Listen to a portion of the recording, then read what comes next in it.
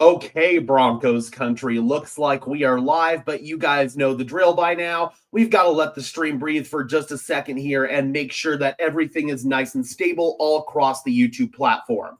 Welcome in, Broncos country, to this Denver Broncos Syndicate live stream, not of your Denver Broncos, but as the 5-5 Kansas City Chiefs host the Indianapolis Colts, who sit at 8-2. There are big stakes for this game. If the Kansas City Chiefs win, they're still alive in the playoffs, and with an Indianapolis loss, that would put them in much worse position for the number 1 seed. But if Indianapolis wins and Kansas City loses, Kansas City is pretty much eliminated from playoff contention. They can still win out and get in, but it's going to be a really tough order for them. They won't have any wiggle room the rest of the way. So we basically opened up the coffin, and the Indianapolis Colts can bury them in this game. So however you want to look at it, whatever team you're rooting for, this game has massive implications for the Denver Broncos and their playoff hopes. So obviously, we're going to be streaming this game here on Broncos Syndicate. I also figure we're going to stream the Thanksgiving game between the Dallas Cowboys and the Kansas City Chiefs. Hopefully, Kansas City will be already dead by that point, but we'll definitely be hate watching that one. We got Big Five in the house saying, I'm rooting for the Colts and Chiefs to lose, keep them out. I mean, a tie would certainly be the most ideal scenario for the Denver Broncos in this one. Denver Broncos for life. Good to see you. Good to see you. While we let some people start streaming on in here, if you could just do me a big favor and smash the like button on this stream, as well as subscribe to the channel, I would really appreciate it. Those are both free and easy ways to show your support. It helps tell YouTube's algorithm to push us out, and it helps us get seen by more and more members of Broncos country just like you and me. Additionally, if you want to go above and beyond supporting the channel, please consider becoming a channel member today. I would really appreciate it. It's not mandatory whatsoever, but if you want some extra perks and incentives in exchange for helping me out, helping the channel grow, and helping improve the production quality of this content, the link is in the description below. We got John in the house saying Denver Broncos for life, would love a tie, but if Kansas City loses, that would be great as well. Quite frankly, no matter what the outcome is in this one, the Denver Broncos can't lose, because if Kansas City wins and Indianapolis loses, that puts Denver in more favorable position for the number 1 seed. If Indianapolis wins and Kansas City loses, Kansas City's pretty much dead. So no matter what the result is, it's going to benefit the Denver Broncos. But I know there's a sector of Broncos country out there that just can't bring themselves to root for a division rival. I completely get it, and I completely respect it. My logic is this. If the Denver Broncos take care of their own business and win the games they're supposed to win, they should earn the number 1 seed by default, meaning that the results of this game ultimately shouldn't matter. I know that we don't want to see Kansas City in the playoffs, but I'm not scared of Kansas City. The Broncos have already proven they are the better football team than the Kansas City Chiefs. They have the formula for beating the Kansas City Chiefs. So quite frankly, I'm not scared of them. If we have to face them in the playoffs, I welcome it. I embrace it. I want to see these guys in the playoffs. I want to officially have the torch passed to the Denver Broncos. So quite frankly, no matter what happens in this game, it's going to benefit the Denver Broncos. But I do want Kansas City to go down, man. It would be nice to see them go down. So it's for that reason I am going to be rooting for Indianapolis in this one. But if the Chiefs win, it's not exactly the worst case scenario in the world for the Denver Broncos. We got Red Guy in the house. I'm going to assume, based on the name and the comment there, that you are a Kansas City Chiefs fan. We are just getting ready to get started from Arrowhead Stadium in Kansas City, Missouri. Again, guys, thank you so much for tuning in. We got HK in the house saying hi. Good to see you, HK. Hope you're doing well. And we are doing both the horizontal and the vertical stream here, so you can pick your flavor, whatever you like. If you want to watch the horizontal or the vertical, either way works. Both ways help support Broncos Syndicate. We are just a couple of minutes here from kickoff from Kansas City. Obviously, a really, really exciting game. Just even if you don't have a rooting interest in this one, the Indianapolis Colts, they've been one of the Cinderella stories in the NFL this year. Beat the Denver Broncos in week 2 based on that leverage penalty. But still, they did beat the Broncos in week 2, and they are probably Denver's biggest threat right now for the number 1 seed in the AFC. Where are you from? I am from Denver, Colorado. That is where we are based, as you can probably tell. So, again, really, really big game. And Kansas City, man, they have not had a good season. The Super Bowl hangover has been real for them. They desperately need this game. I mean, they desperately need it. So, you know that they're going to be playing some really, really desperate football, an aggressive brand of football. They're probably going to be going for it on every 4th down. Marilee says, I'm in Utah. Right on, right on. Again, we're just a couple minutes from getting started here, and we've got 22 people in the house already. Thank you guys so much for tuning in. Really, really appreciate it. What, you are a gamer, bro? I'm not sure what you're referring to there. I do play video games. No, Kim, it's not through my phone. It's a new feature that StreamYard is doing. You can do a simultaneous horizontal and vertical stream in the StreamYard app on your PC. What's up, Gags? Good to see you, Maverick. Hope you're doing well. You're like Lester in GTA. Oh, come on. Don't do me like that. No, I'm not near half as smart as Lester is, so I couldn't pull off all the heists that Lester pulls. All right, guys. Let me know if the audio's good, if I need to adjust anything.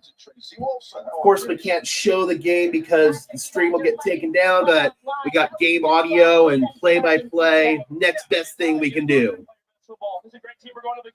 There's number 15. He has never beat the Indianapolis Colts in the regular season in his career.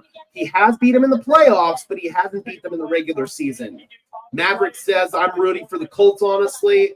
I don't think there's a wrong answer here, quite frankly. If Denver takes care of their own business, they'll be the number 1 seed anyway. So burying the Chiefs wouldn't be the worst thing in the world here. 54 degrees, beautiful day out there in Kansas City. Obviously, they're doing their tomahawk chop. Again, guys, let me know if the audio is all good, if I need to adjust anything.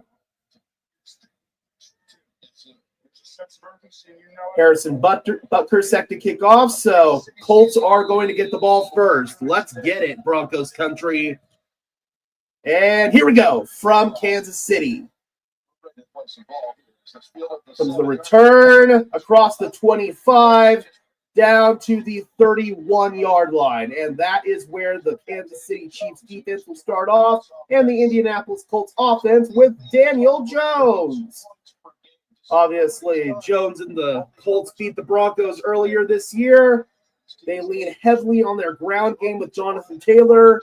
They've got one of, if not the best offensive line in football right now.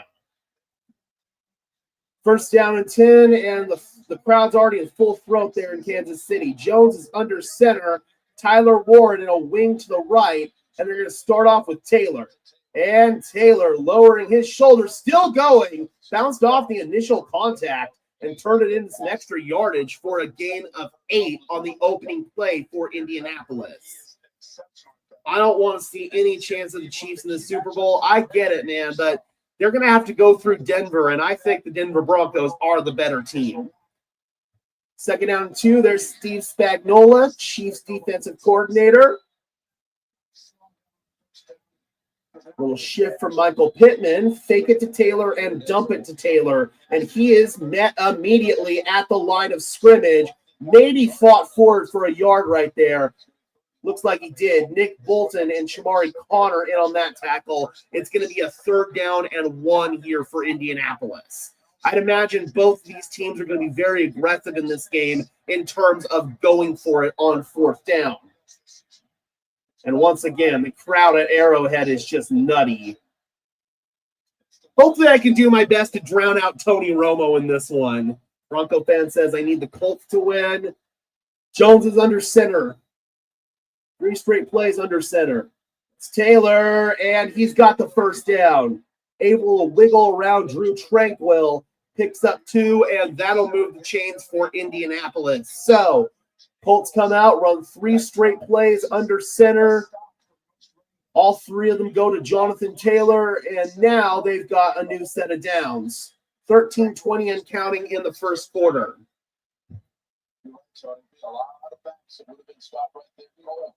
Yep, Jonathan Taylor is going to fight for every single yard, man. Ashton Doolin in motion. Bunch to the right. Now he goes back left.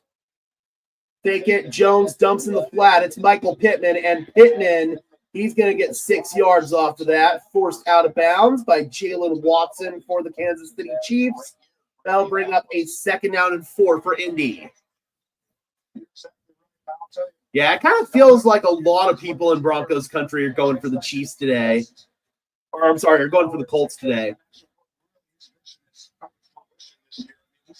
I know that a lot of people, it's really hard for them to root for the Kansas City Chiefs. I get it.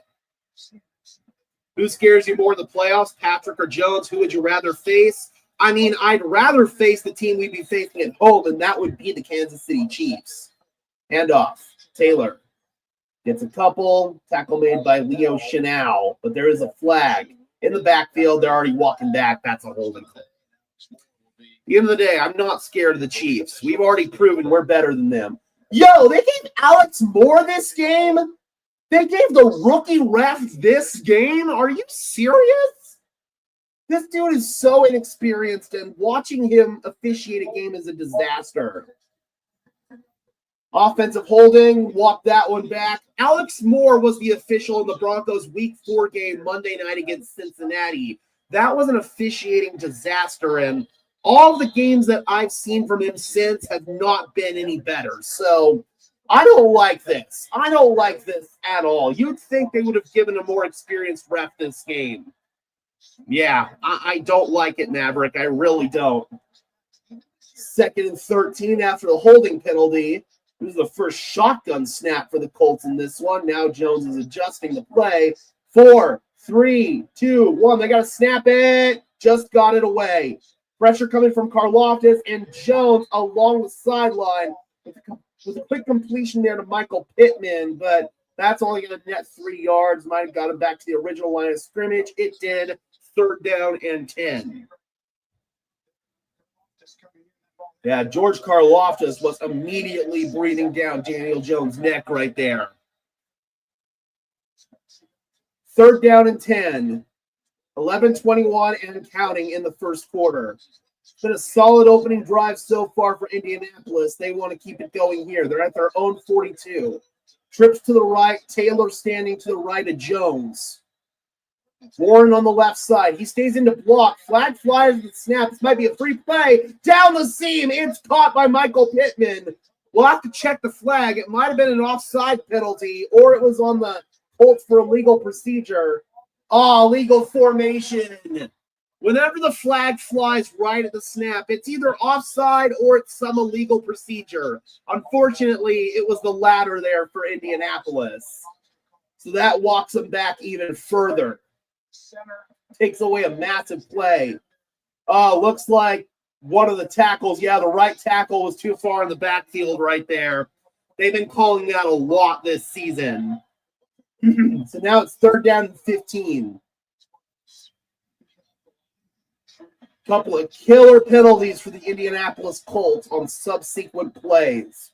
Daniel Jones in trouble. Chris Jones is coming. He comes underneath. Tyler Warren surging forward. He's going to be about 2 yards short. Make it 3 of the line to gain. Let's see what Shane Steichen wants to do. He's looking down at his play sheet. I think he's going to go for it. Dom says, I want the Chiefs to win. I don't care about the Chiefs making the playoffs. I want a better seed. There we go. So 4th down and 3. My thought process is this. If the Denver Broncos win the games they're supposed to win, this game shouldn't matter. The results of this game should not matter at the end of the day. 4th down and 3. Pittman goes in motion. Let's see if they want to actually snap it or they're just trying to draw him offside. Oh, false start. Right guard moved. 3 straight penalties there for the Colts, and that kills the drive. Now you got to punt it away. So a promising start to the opening drive for the Colts, but Ended up stalling thanks to penalties, and now they got to kick it to Kansas City. Chris Jones says, walk it back. Rigoberto Sanchez in to punt it away for the Indianapolis Colts. I'm assuming Nico Remigio is back deep for Kansas City. Fair catch, signal for and made by Remigio at the 7-yard line. And that is where Kansas City will start off their first possession. There's Patrick Mahomes, but guess what? We've got a flag. I cannot believe they freaking put Alex Moore on this game, bro. What were they actually thinking? I can tell you right now that he's going to have the majority of the airtime on this one.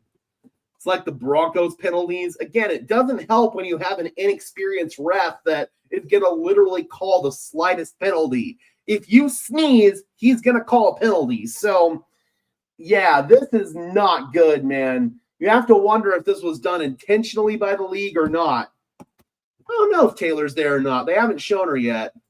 4 flags on the opening drive is kind of nuts. Yep. Again, man, that's the Alex Moore experience right there. The Broncos suffered through that garbage week 4 against Cincinnati. So hopefully the Indianapolis Colts are able to overcome that. We'll see if this is one-sided or not. We'll see if Kansas City gets those same amount of flags that Indianapolis has been getting. Keep Taylor off my screen. They haven't been showing her much in the games. I don't know if she's just not there, if they've stopped showing her. I'm assuming that she's not there because they'd probably show her if she were there, because all they have to do is show her, and that's an immediate boost in revenue and ratings. It's a win for us today. A Colts loss. We're a game ahead. A Chiefs loss, and they're buried and done. Absolutely. And like I said, if the Denver Broncos take care of their own business and win the games they're supposed to win, this game shouldn't matter. The results should not matter whatsoever. So I just want the Denver Broncos to take care of their business and earn the number 1 seed. I think the NFL ain't showing her all that much anymore. I don't know. I really don't know. Maybe after that booing incident in the Super Bowl in New Orleans, but quite frankly, I don't care. They aren't buried, but it's tough for them to come back. They're, for all intents and purposes, buried. They can only afford to drop 1 game, and I don't see them going undefeated the rest of the way. Yeah, for sure. Billy says Broncos are on fire. They sure are. They sure are. And this game has implications for the Broncos. That's obviously why we're streaming it here on Broncos Syndicate.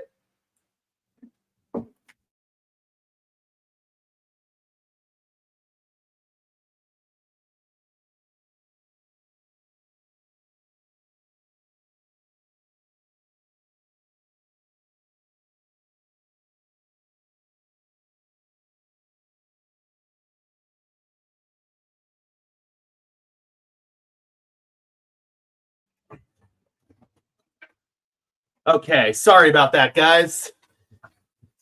Not only did my phone fall, my leg on my chair collapsed, so I fell right on my ass. Hand off to Kareem Hunt. And he gains about 2 yards right there. Mile High Magic lives. Billy says, I'm team Sam Darnold too. Sam Darnold has been an amazing story. He really has. Second down and 7. They gave Hunt 3 on that last one. Let me know if we're back after our little mishap there, guys. Sorry about that.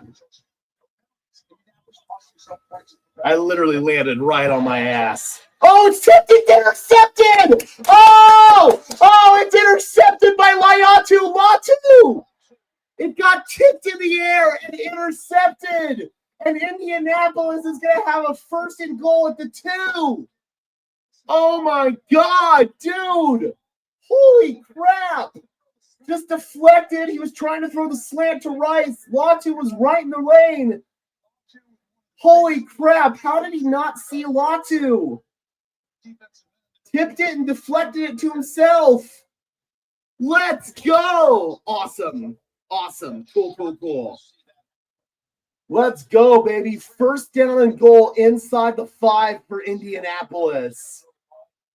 An improbable Kansas City turnover.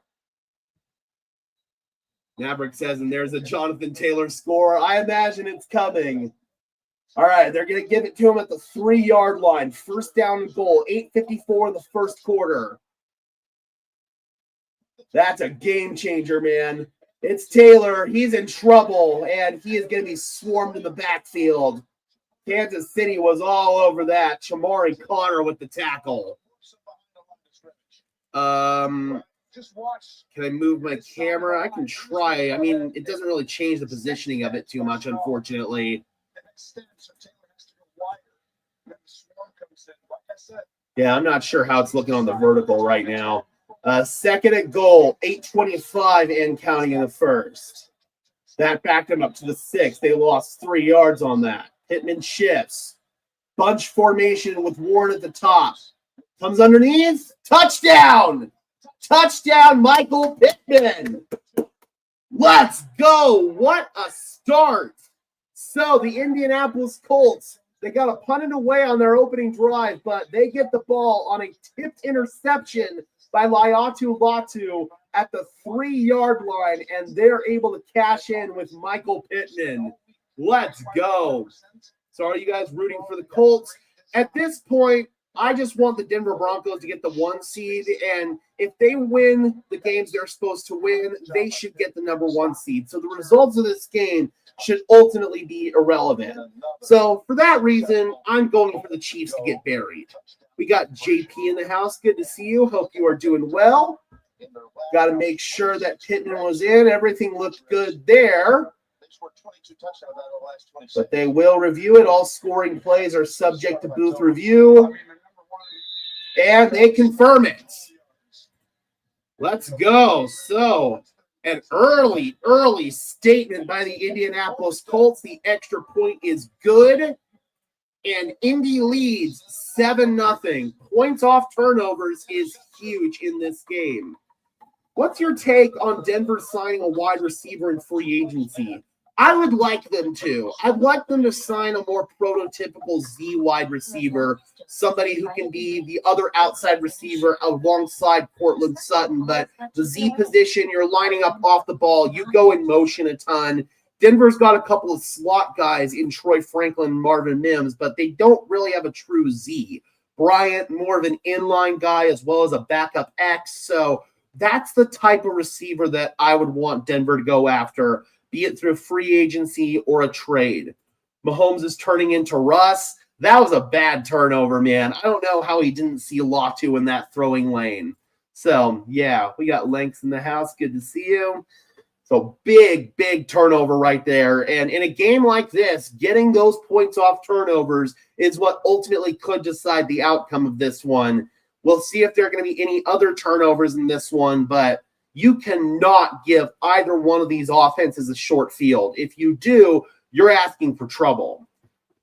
I don't like Kelsey. Rice is good. Mahomes forces it to 87 way too much.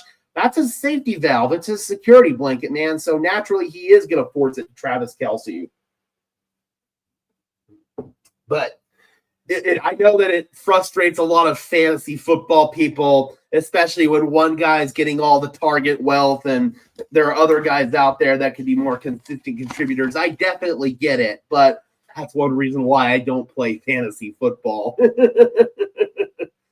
I played it a couple of years ago and always forgot to set my lineups. I had to deal with injuries, so we need the Bengals to come through too, for sure. But I'd say right now, Indianapolis is the bigger threat to Denver for the number 1 seed just because they've got that head-to-head tiebreaker. However, I see some losses on Indianapolis' schedule. They've got to play Seattle. They've got to play San Francisco. Those are both going to be really tough games.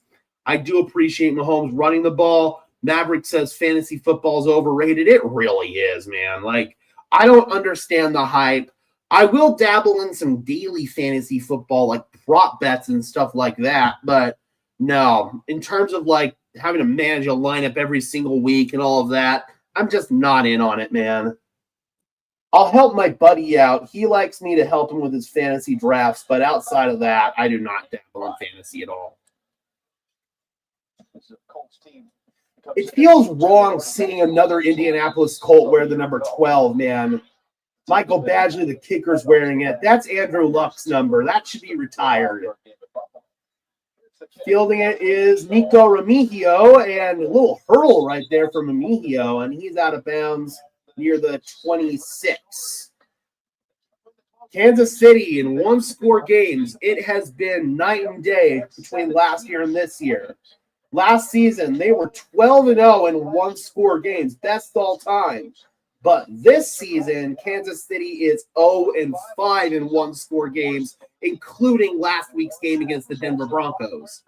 I'm rooting for a tie for the first time ever. I would definitely prefer that.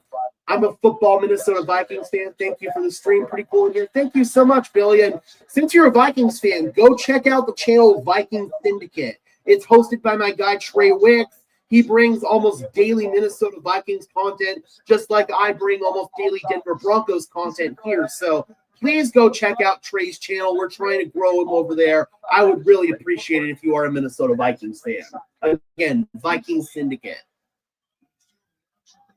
First down and 10. 7.5 left to go in the first quarter. Trips right. Rashad Smith in the backfield. Pump fake. Mahomes over the middle. It's caught. It's Rice. Tackled down. Or I'm sorry, that was Worthy that time. Tackled down after a gain of 9. Yeah, and Trey also does streams just like this for all the Vikings games. So, yeah, it'd be really awesome if you go check that out. Bullet into Worthy's chest. Watch, he's going to go to Rice. Right there. No, he's not open. Turn. It's a good sign for Chiefs fans that he's in that. Second down and 1. Mahomes under center. Handoff. It's Hunt, and he's able to squirt forward for the first down at his own 48-yard line, and that'll move the chains. 3-0 Cincinnati. I'll take it. I will take it. It's like Tennessee's ahead of Seattle 3-0 right now. That's very interesting. In their last game, we saw that. This one obviously puts you behind the 8 ball. If it was Chicago leading Pittsburgh 7-0, but Pittsburgh is without Aaron Rodgers.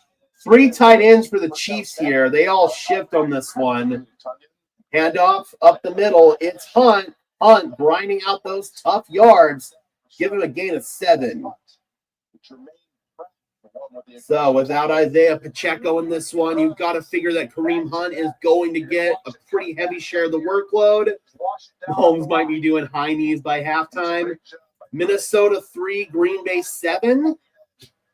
To me, if Andy Reid gets under center, it's usually play action type of stuff. Second down and 3. Trips left. Kelsey on a wing to the right. Rashard Smith is in the backfield for Kansas City. That looked like a false start by Jawan Taylor. Over the middle, incomplete. Smith wanted a flag. There is none. Jermaine Pratt with the coverage right there for Indianapolis, and that's going to bring up a 3rd down and 3. Kansas City wanted a penalty on that. Looks like they're just running a little Texas route there. Yeah, looks like he did hold him up a little bit.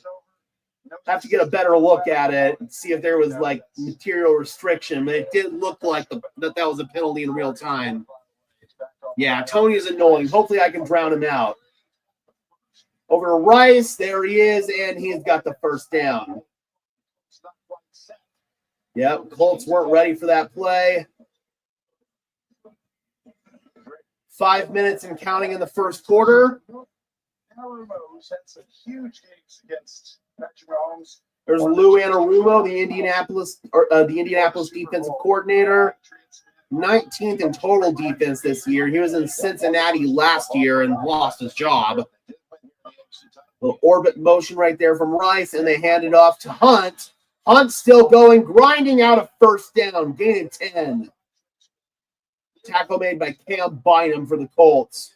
Ran it right behind Trey Smith, their all-pro right guard. Give him 9, 2nd down and 1. We got Jay Wiggins in the house saying, "What's up, Gage? I want this to be a close game, but I want the Colts to win." Again, it feels like Broncos country is a little bit divided right now. No matter what happens, it's a good outcome for the Broncos. Kelsey in motion here to the left side. And to Edwards-Helaire, that's an old name. Clyde Edwards-Helaire, the former first-round pick. And it doesn't look like he picked it up. Jermaine Pratt was there to stop him.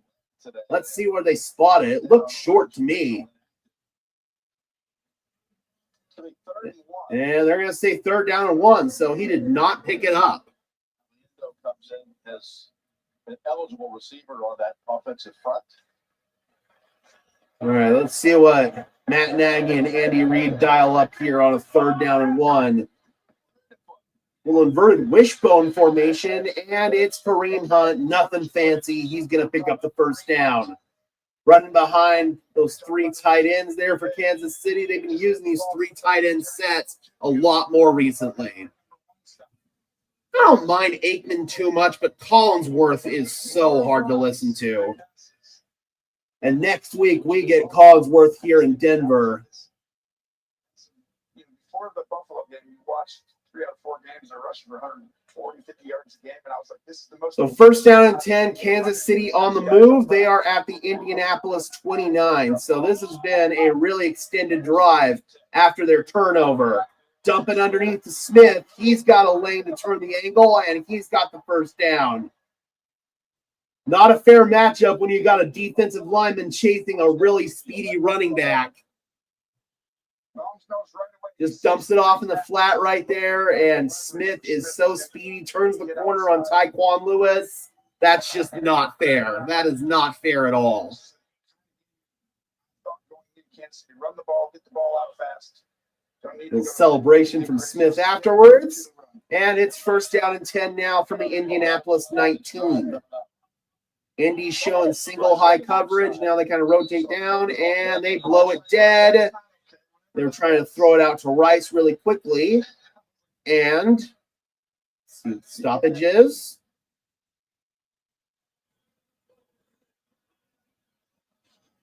This is technically a penalty. There is no foul on the play. Correct. I don't think this is technically a penalty. Okay, Tony. The American Dental Association reminds you to brush, floss, and gargle, especially the gargle part if you're Tony Romo. It's gone over 35,000 career pass yards. Youngest player of all time with 35K plus 2,500 plus rushing. I don't know who we need to win, Colts or Chiefs. Well, if you want the Denver Broncos to be in better position for the 1 seed, you want Kansas City to win. But if you want Kansas City dead, then you want the Colts to win. Throw to the outside on the rollout. It's Rice, or I'm sorry, that's Worthy, number 1 Worthy, and he's got a gain of 8. Really nice catch right there by Worthy, man. Had to extend for it. By the fingernails. Yeah, seriously, caught it by his fingertips. Travis Kelce comes out for this play. 2nd down and 2. Minute 45 left in the 1st quarter and counting. Mahomes under center. He's been under center quite a bit in this game. Back to Hunt. He has seen a lot of work, and he's got a 1st down. Inside the 10 to the 8. 1st down and goal. But we do have laundry. Kansas City's pointing at Indianapolis. They're walking back, though. Let's see. And it looks like they picked up this flag. The officiating in this game has been a joke. I think I want the Chiefs to win so we can get home field. If Denver wins the games they're supposed to win, they'll get home field either way. If Denver takes care of their own business, they're going to be the number 1 seed. Trips left. Smith in the backfield, Kelsey on a wing to the right. Man, Jawan Taylor, he keeps false starting. Kelsey underneath, down to the 4. Literally, Jawan Taylor is jumping the count. He has been known for this his entire career, or at least since he got to Kansas City. Or no, I remember he even did that in Jacksonville too.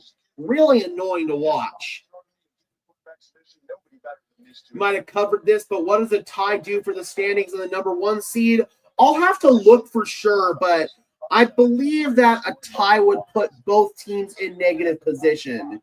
It would put Denver in a better spot for the number 1 seed, and I'm pretty sure it would pretty much bury Kansas City. So tie works as well. Read option, Travis Kelce, Wildcat touchdown. So they had Kelce in the Wildcat. He took the direct snap. He's done that throughout his career. They just run the read option with him. He kept it, and he takes it in. But we've got laundry. Of course, Alex Moore. It's a flag show in this game. And indications are it's on Kansas City based on Andy's reaction. Let's see what we got. Oh, offensive face mask. That is a killer for Kansas City. Wipes a touchdown off the board. And they're calling it on Jawan Taylor. Let's see. Oh, that's a bad call. He didn't grab the face mask. That's a bad call. How about that, Kansas City? How does it feel to have a bad call go against you? Eat it. Eat it. Eat it. Kansas City always has the bad calls benefit them. A rare occasion where a bad call goes against them. And, of course, they are whining and complaining about it. As they do. Second down and goal. I mean, that was a bad call, but Kansas City was due right there. They really were. That absolutely was not a face mask. So now it's second and goal from the 18. Screen to Rice. Blocking in front. Very short gain. Third down and goal from the 15. Oh, that's hilarious, man. The fans are still booing. Cry me a river. Seriously. Cry me a river. That is the end of the first quarter. So Kansas City most likely going to have to settle for a field goal on this one. Seriously, cry me a river. I mean, it was a bad call, but come on. How many times have we seen bad calls go in favor of Kansas City? I'm not going to give them any sympathy. Their tears taste like sparkling water with a bit of pain. Lank says finally they get a bad call. I agree. It's about damn time, man. About damn time. And, of course, the fans, they're going to complain. They're going to boo. But, seriously, the rest of the league has been dealing with that kind of stuff since the beginning of Patrick Mahomes' era. So, cry me a river. This season, the Chiefs are getting flagged more than ever. For sure. Love to see it. And some of it's kind of an uncharacteristic lack of discipline by Kansas City. And some of it is just that they've got a really bad referee on this particular game in Alex Moore. So let's see what's going on in the rest of the NFL. Yeah, and Broncos Country on Twitter is saying the same thing, man. The Chiefs have no right to complain about the refs at all. FKC and the Colts, but I hope the Colts lose. But FKC, I get it, man. It's a bad call, but it feels good. Eat it, KC. Yep, I've got no sympathy whatsoever for the Chiefs fans. None. But I do have a problem with the NFL freaking assigning Alex Moore to this game. Like, this is a game with major, major playoff implications. And you assign a rookie ref who's only officiated, 8-9 games in his career, and all 8 or 9 of those games have been disaster classes. It kind of feels like the league did that on purpose just to shove a big old middle finger at the rest of the NFL and at the fans. That's what it feels like. Feels like the NFL decided to stop babying Patrick and the Chiefs. But either way, man, giving this game to this referee, it really is malpractice. All right, we're back from Kansas City, Indianapolis, trying to keep the Chiefs out of the end zone here. 15 for the Chiefs. Talk what Genie says. It's reviewable by New York. I don't think Andy. They didn't review it either. That's the funny part.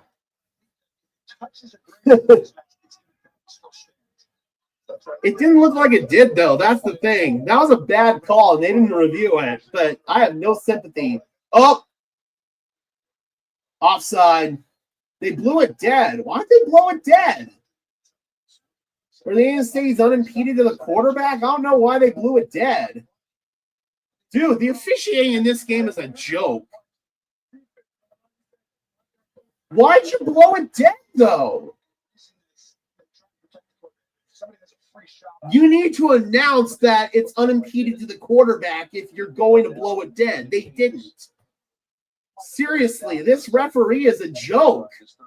And he wasn't even unimpeded. I don't blame him for being mad there. That's bullcrap. Dude, he wasn't unimpeded. He didn't have a free shot at the quarterback. So now it's 3rd down and goal. I wouldn't have blown that dead. That's bull.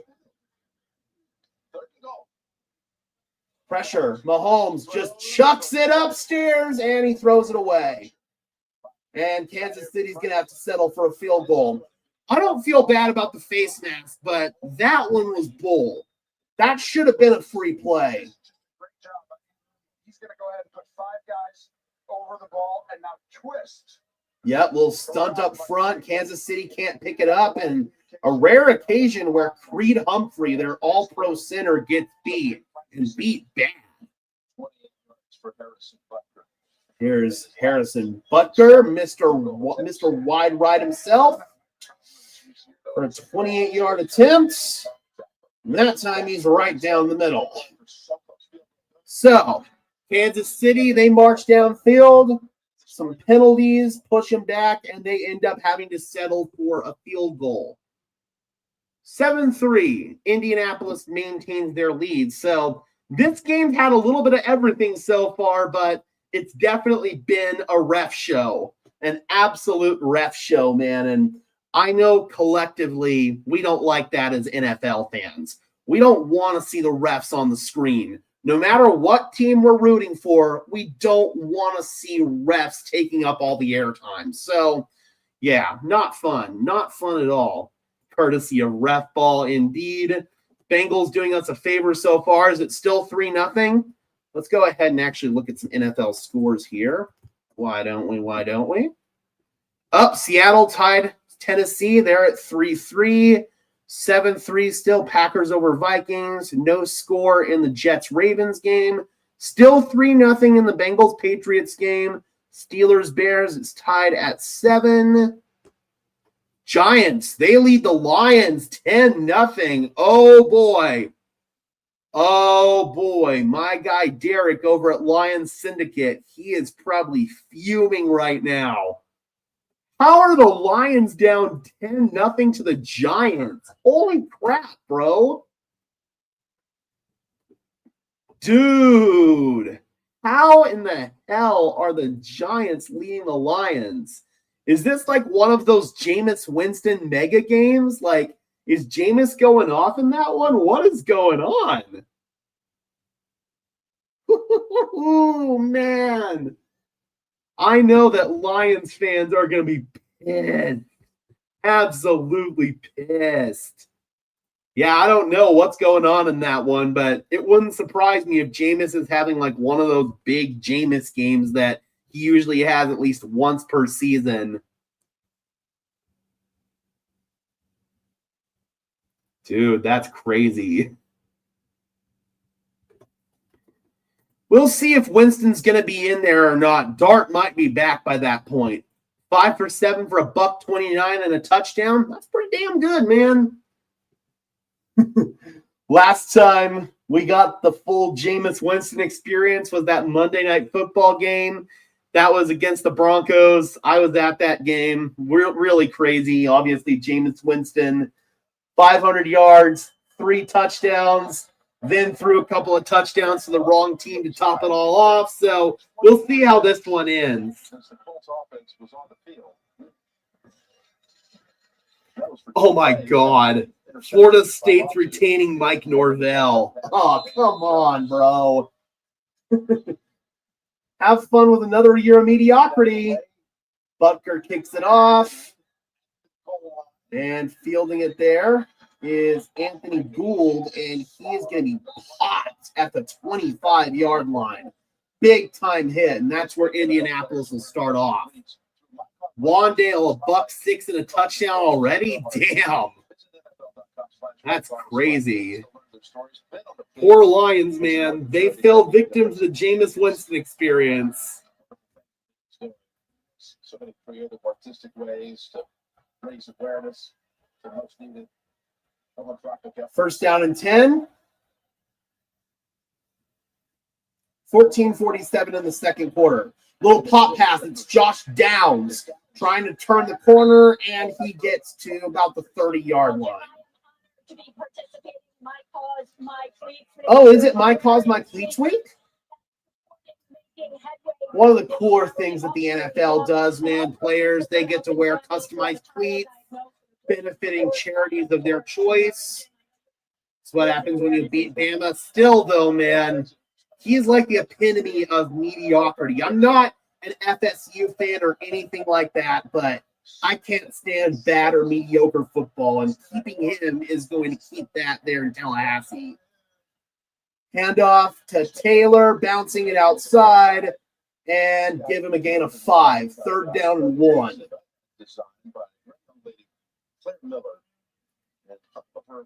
There's Jim's cleats. Those are nice. Up in Northern Virginia at Paul VI High School. Jameis Blackjack Winston. Yep, it's boom or bust, man. You don't know what you're going to get with him on any given week. Third down and 1. Colts nursing a 4-point lead. Downs goes in motion to the right side. Actually, in motion in the backfield. Now he does an orbit back left. Taylor. Nope, Jones keeps it. And Jones is going to pick up the first down with ease. That one faked out the camera. It looked like it was going to be a handoff to Taylor. Jones kept it on the read option, and he's got a new set of downs. First down and 10. 13:08 and counting in the first half. Oh, is it 10-0 now in that Patriots game? Let's go. Let's go. Warren in motion now. Fake it to Taylor. Jones retreating and dumps it to Taylor. Can't hold it. He just drops it. That wasn't a very good throw from Jones.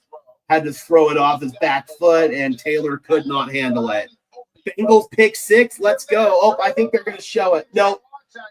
Nope, this one's the Chicago game. Caleb in trouble. Oh, no, Caleb. Oh, no. Dude, Caleb Williams, what are you doing? He held on to that ball forever in the end zone and took a sack in the end zone, lost the ball, and the Steelers recovered it for a touchdown.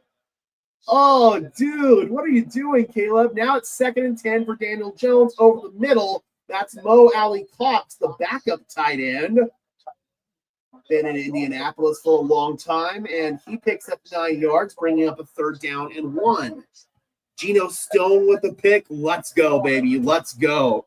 Dude, that was such a bad play by Caleb Williams, though. Like, that was a rookie season Caleb type of bad.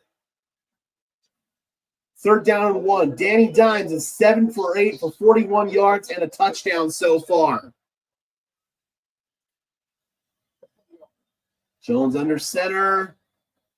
Little shift from Tyler Warren. He goes back in motion now. Jones dropping back, floats it, complete on the crossing route. Down the sideline is Ashton Doolin. Doolin still going. He's inside the 5. First down and goal for Indianapolis. Let's go. Y'all remember Tank for Caleb? Yep. And back then, I was saying that Caleb wasn't the best quarterback in the class. I was a Jaden Daniels guy. I did underrate Drake May that season, though. Like, I had Drake May, I want to say, behind Bo Nix, if I remember correctly. I was wrong there. Love them both. Obviously, Bo's my quarterback, but Drake May, he different, man. First down and goal. Screen. Warren trying to get around the Chiefs can't do it. Gains 1. 2nd and goal. Again, guys, thank you so much for joining me here. Always love doing these watch parties. I really like doing the non-Bronco ones just because we can kick back and just casually watch some football together.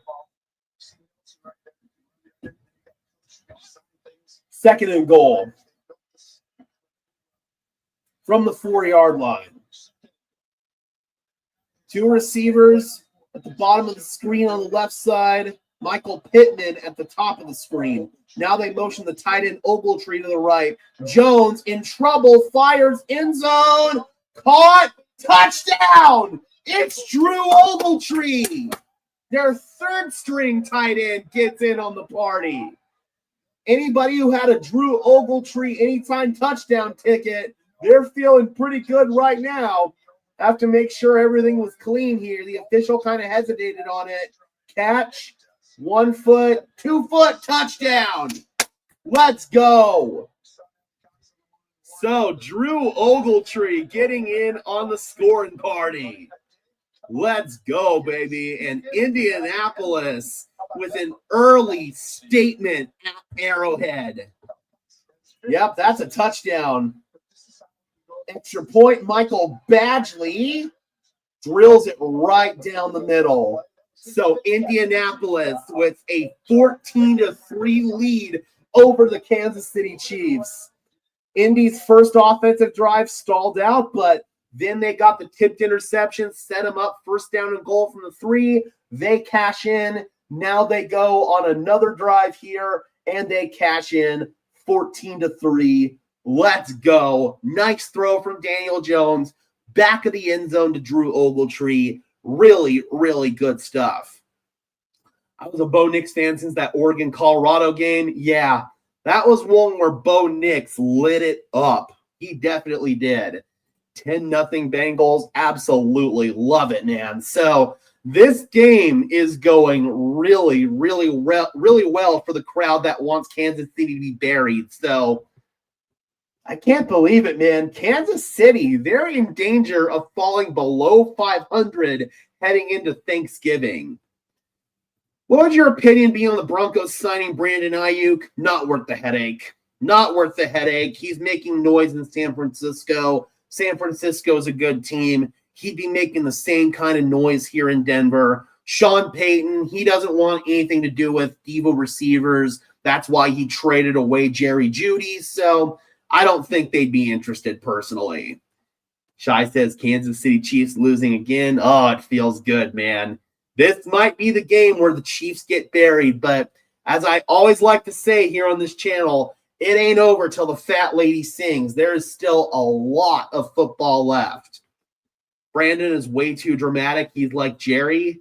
Yeah, I agree. It's just not worth the headache, man. So I'm staying away. We'll see if the Broncos feel different, but based on what I know about Sean Payton and the culture that he's building here in Denver, I don't think a guy like Brandon Ayuk is going to fit that culture. That's just my opinion. Since we're at a commercial break, guys, I'm going to go ahead and do a quick reset on my connection. So the stream's going to drop just for about 15, 20 seconds, and then we will be back. Don't worry, I'm not going anywhere. I will come back in just a second. So we're going to go ahead and do that right now.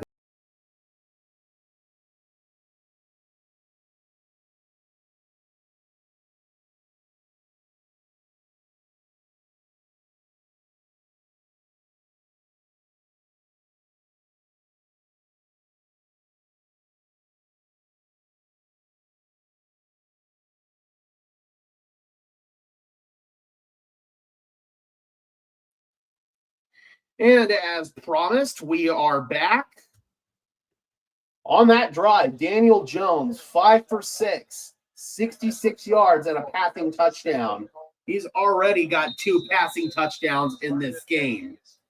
If they lose this and the Cowboys on Thanksgiving, then they're probably done for. Honestly, if they lose this one, they're probably done for. They won't be able to drop another one the rest of the way, and honestly, I could see him dropping at least one moving forward. Dude, Laquan Treadwell's on the Colts?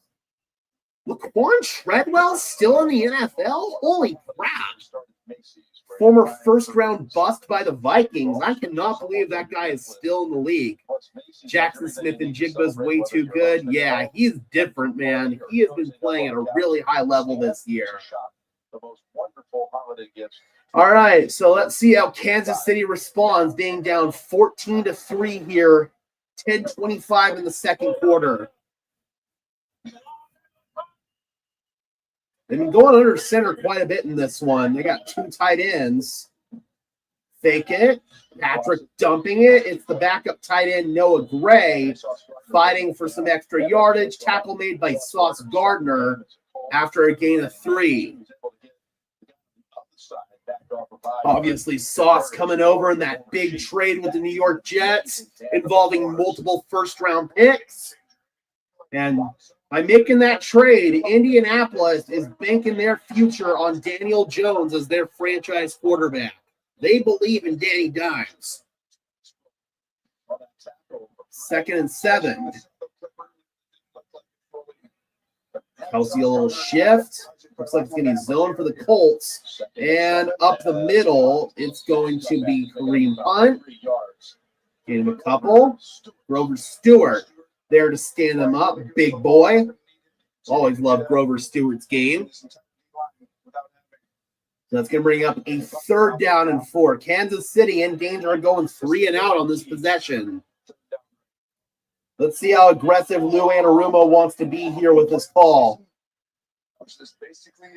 Colts playing without DeForest Buckner, their best player on their defensive line. It's 3rd down and 4. 3 receivers in a bunch formation at the top.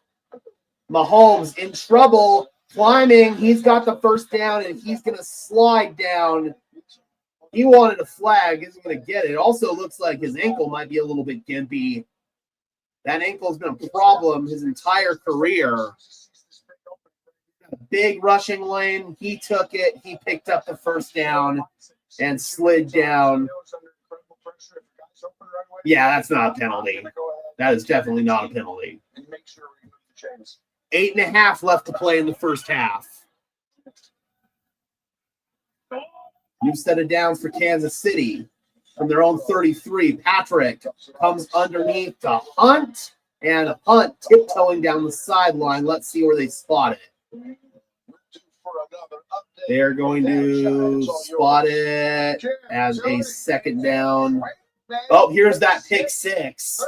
Ooh, just sailed it. Yep, looked like he was hitting Hunter Henry down the seam and just sailed it. Geno Stone taking it to the house. They gave Hunt a gain of 8 on that last play, so it's 2nd down and 2. Patrick's under center. They give it to Hunt. And he is swallowed up. Nowhere to go. Stewart was there. Quiddy Pay was there as well. And that's going to bring up a 3rd down and short for Kansas City. Gain of 1 on the play, 3rd down and 2. Or no gain on the play. It was 2nd down and 2. Andy Reid does on 3rd and 2. Most likely I'm going to see a ball toward the flat. Yeah, but I would imagine it's probably going to be some rollout concept, knowing what Reid and Nagy like to call in these situations. Kelsey, a little shift right there to the right side. Mahomes takes the snap, and it's actually a run to Hunt. He didn't get there. That's short. That's short. Yep. Gain of 1. That is definitely 4th down. Hunt's still down on the ground. Okay, they help him up.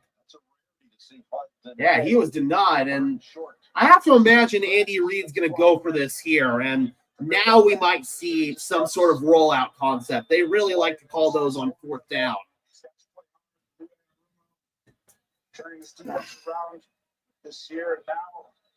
And now it looks like he's going to burn a timeout. He is. Kansas City looking disorganized and discombobulated, kind of like the Broncos offense at times. Like, seriously. I haven't seen Kansas City so discombobulated.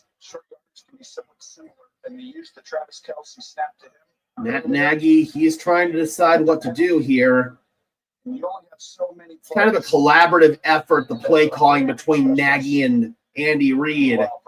Kind of looks like Nagy's the play caller, just based on the way that things look on the sideline. He's the one who signals all the plays into Patrick. I know they have a system where Andy will sometimes give Nagy a play and they'll call that play, but I don't know if they're doing that on every single down. For logistical reasons, I can't imagine they are. Like, there are times where Nagy decides what they're calling, but here, this is an Andy call. And it's Hunt again, and he's got the first down. Fell forward, that's going to pick it up. It's a little power run concept there. Oh, 10-7 Bengals. Patriots scored. Hopefully the Bengals can hold their lead. I'm glad I didn't put money on that game because I was going to put some money on the Patriots covering the spread, which they still could, but it's definitely looking a lot more challenging now. So I'm glad I didn't gamble on that game. 6 minutes to go in the quarter. Mahomes drifting, checks it down. Edwards-Helaire trying to make a move across the midfield strike to the 49-yard line of Indianapolis. 2nd down and 3 coming up now for Kansas City. Picks up 7.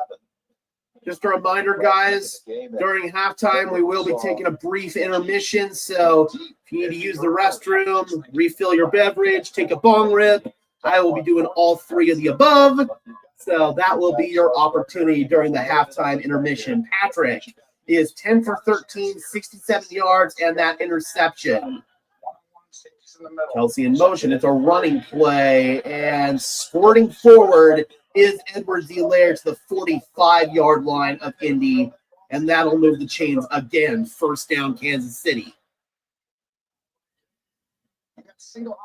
John says, beat the cheats. They're working on it, man. Kansas City is moving right now, but they're down by 2 scores.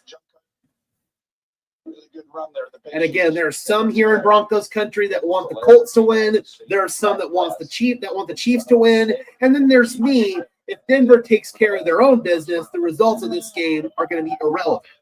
Denver will get the number 1 seed no matter what. Play action. Mahomes in trouble. Oh, he got hit. Incomplete. Got blasted. And, oh, no, there's a flag. It's going to be roughing the passer, isn't it? So, hard hit equals roughing the passer. Grover Stewart is who they're getting. Let's see it. Let's see it. So apparently you're not allowed to hit a quarterback when he's throwing the ball. What the fuck? Oh, come on, yo! No body weight. Tries to get off of him. What the? Dude, come on. That is such a weak-ass call. No. Man. That is such a weak call. New set of downs for Kansas City. They're at the Indy 30. They just got gifted one. Come on, brother. That is not roughing the passer. If that's roughing the passer, oh, come on. If that's roughing the passer, then I'm a 10-time All-Pro NFL offensive lineman. Nope, can't touch the golden boy. Cheat strike again. Bullshit. Yep, I agree. God, man, that's such a bad call.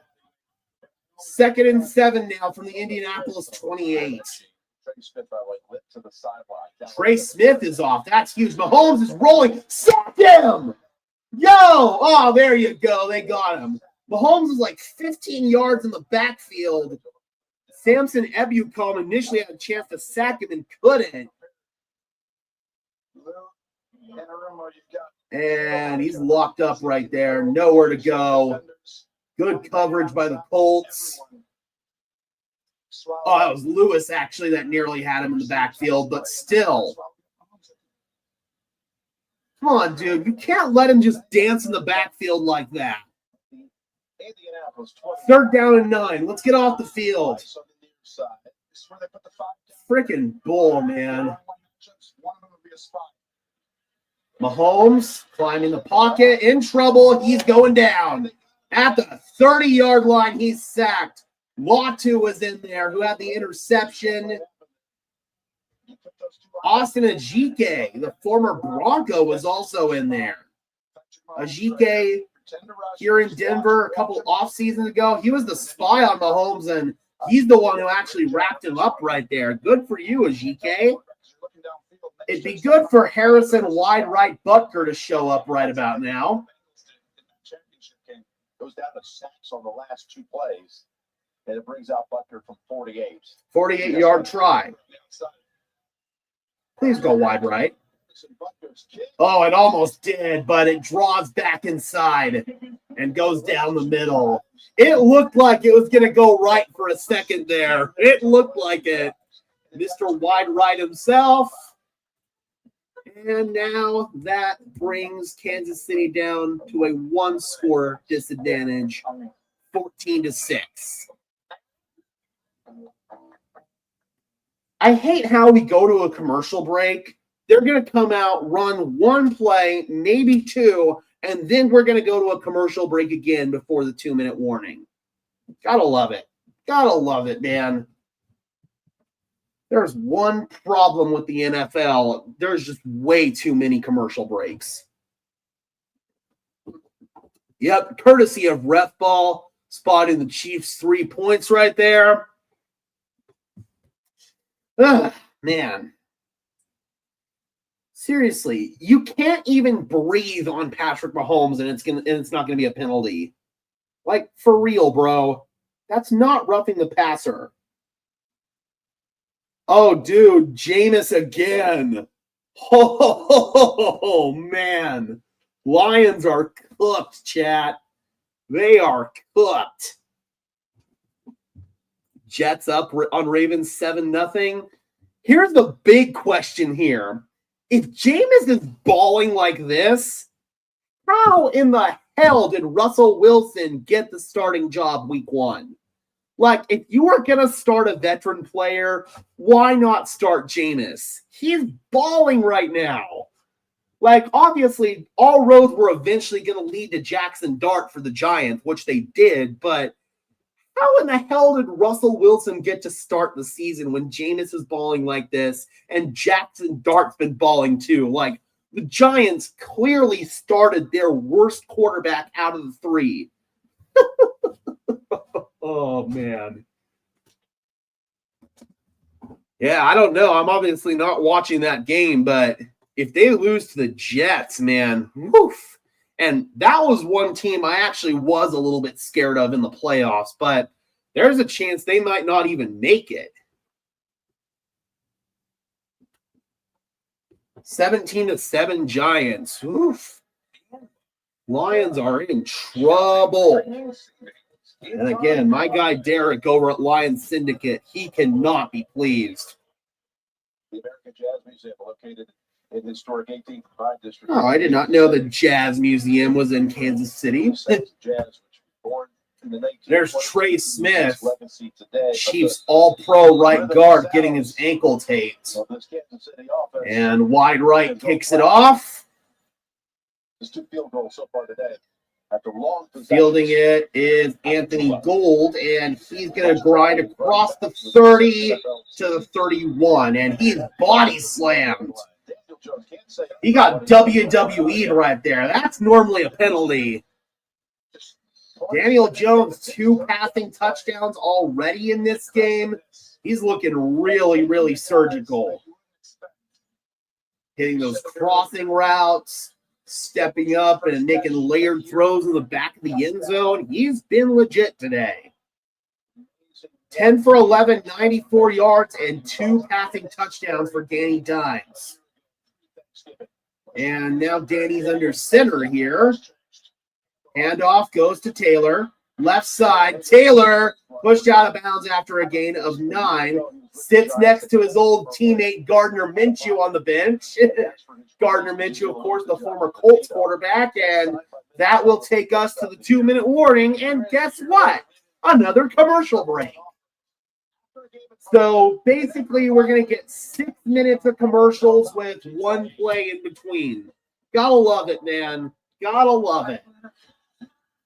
Go ahead and mute that, of course. Don't want any copyright music on this stream. So go ahead and check on some other scores here. We've got Seattle back on top over Tennessee. That looks a lot more normal, 13-3. Still the same score in the Packers-Vikings game, 7-3. Like we talked about, the Jets lead the Ravens 7-0, 17-7. Giants over Lions, 14-7. Steelers over Bears after that really, really bad play by Caleb Williams in the end zone. And then 10-7 Bengals over Patriots. As far as the afternoon window goes today, we've got the Browns at the Raiders. Shedeur Sanders making his first career start in this game.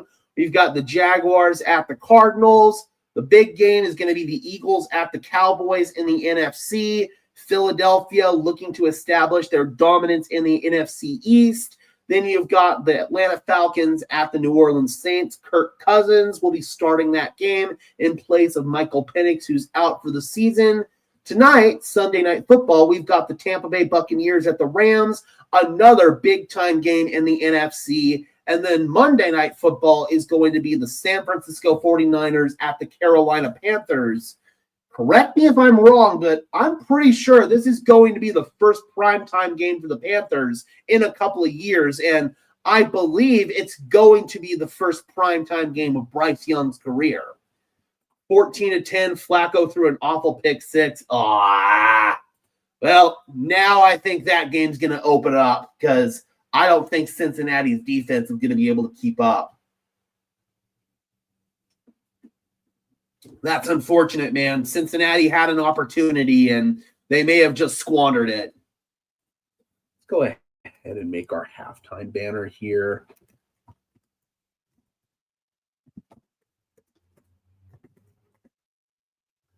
Okay, there we go. Have that ready to go. Yeah, they didn't want to throw Burrow out this week, especially since they're on a short week. He's probably going to return next week against Baltimore or this coming Thursday on Thanksgiving. And again, guys, we will be streaming a game. We'll be streaming the Cowboys and the Chiefs. So hopefully you guys can tune in for that one. Obviously, I know some of you will have family obligations, but for me, it is a normal football work day. So we will be streaming here on Broncos Syndicate. 2nd down and 2 now for the Colts from their own 39. Taylor, and he is swarmed at the line. No gain. Chris Jones was there along with Drew Tranquil. And that's going to bring up a 3rd down and short. And, yep, Andy Reid is going to call a timeout here. His 2nd timeout. Minute 55 left. It's 3rd down and 1 for Indianapolis. Obviously, he wants to get the ball back. And the Kansas City Chiefs do get the ball to start the second half. So Indianapolis, they definitely would like to get a score here.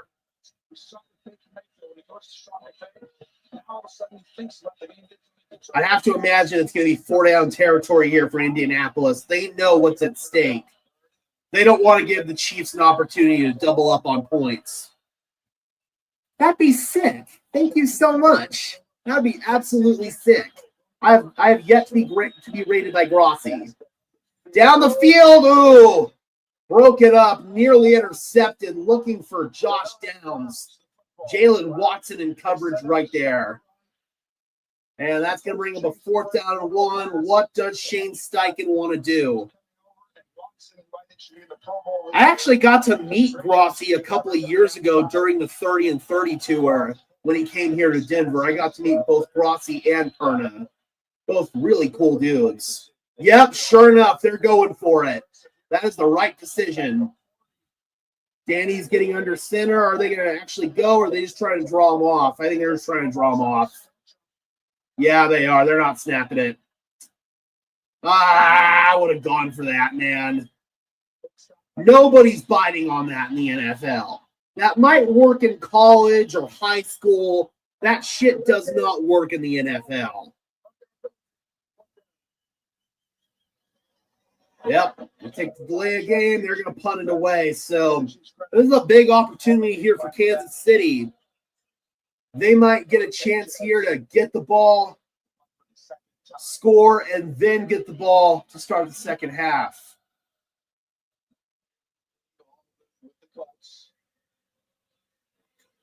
Remigio stands back at the 15. Let's try to get this Chiefs team a little more energy. There's a punt. Fielded by Remigio, and he is tackled right away. Ashton Doolin was there. Minute 41. Don't tell me we're going to commercial break. We are. Dude, way too many TV timeouts. Seriously, what are we doing? We just had 2 TV timeouts prior to that 2-minute warning, and now we've got another one. That's ridiculous. Seriously. I guess they didn't hit their quota there for the first half, so another full 3-minute commercial break. Gotta love it.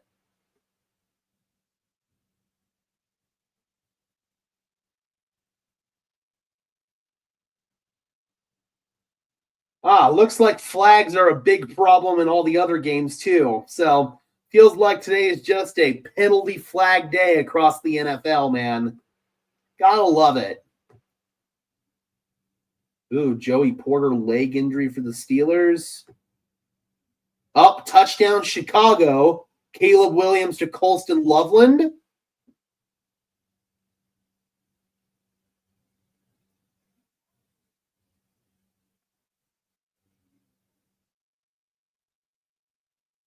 Dude, 63-yard touchdown, Jackson Smith and Jigba. That's crazy. That is crazy. And this is a cool stat. Players with multiple pick sixes, multiple punt return touchdowns, and at least one receiving touchdown in their career in the Super Bowl era. Deion Sanders, because of course, and Marcus Jones of the New England Patriots. Is Marcus Jones the new Deion Sanders? That's pretty crazy. Let's see what's going on. Is it still the same score there in Detroit? It is. 17-7, man. What a day for a big Jameis Winston game. And I know for a fact my business partner, Derek, over at Broncos Syndicate, he is not happy at all. In fact, let's go ahead and maybe pay him a quick little visit here and see, see if he's pissed off, because I imagine he is.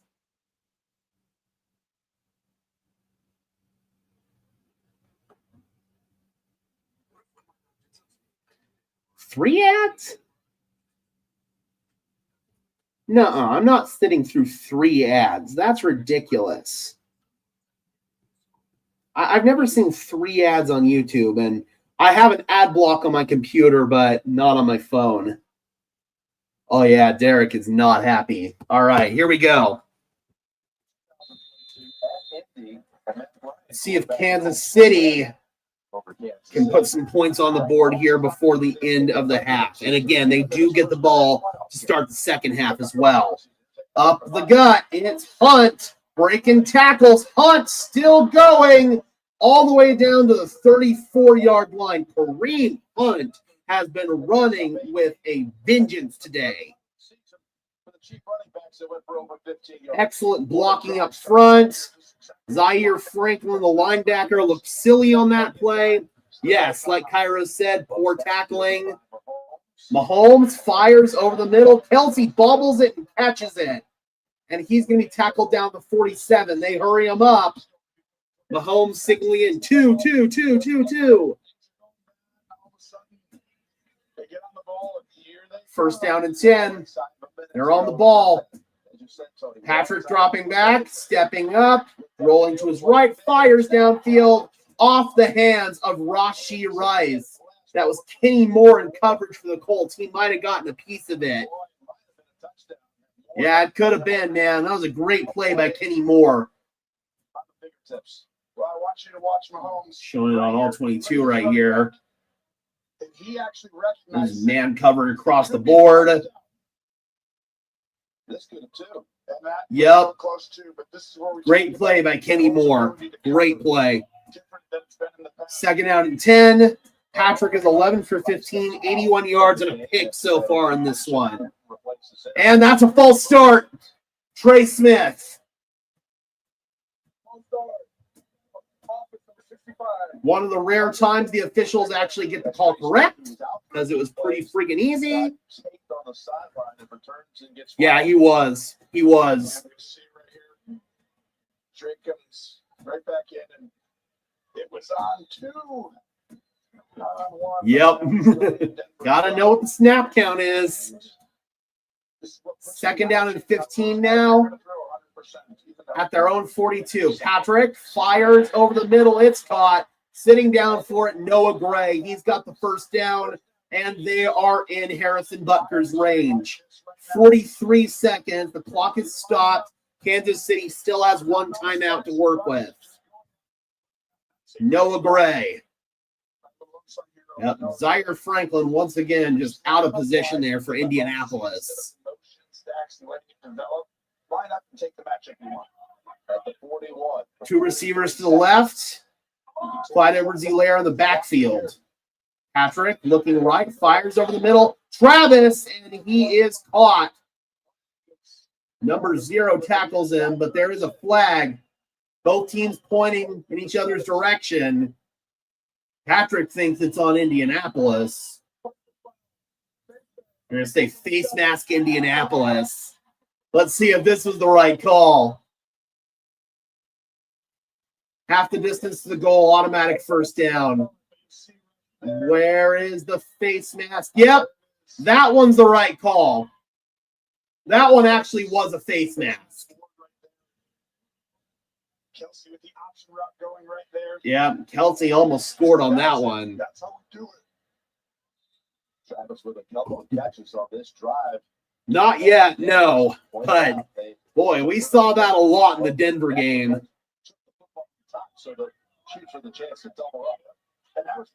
First down and 10. 2 tight ends to the right. Rashard Smith in the backfield. Mahomes dances, and he throws it incomplete. Nobody open. He was panicking in the pocket. Threw it at the feet of Rashee Rice. Second down and 10. And again, guys, just a reminder, during halftime, we will be taking a brief intermission.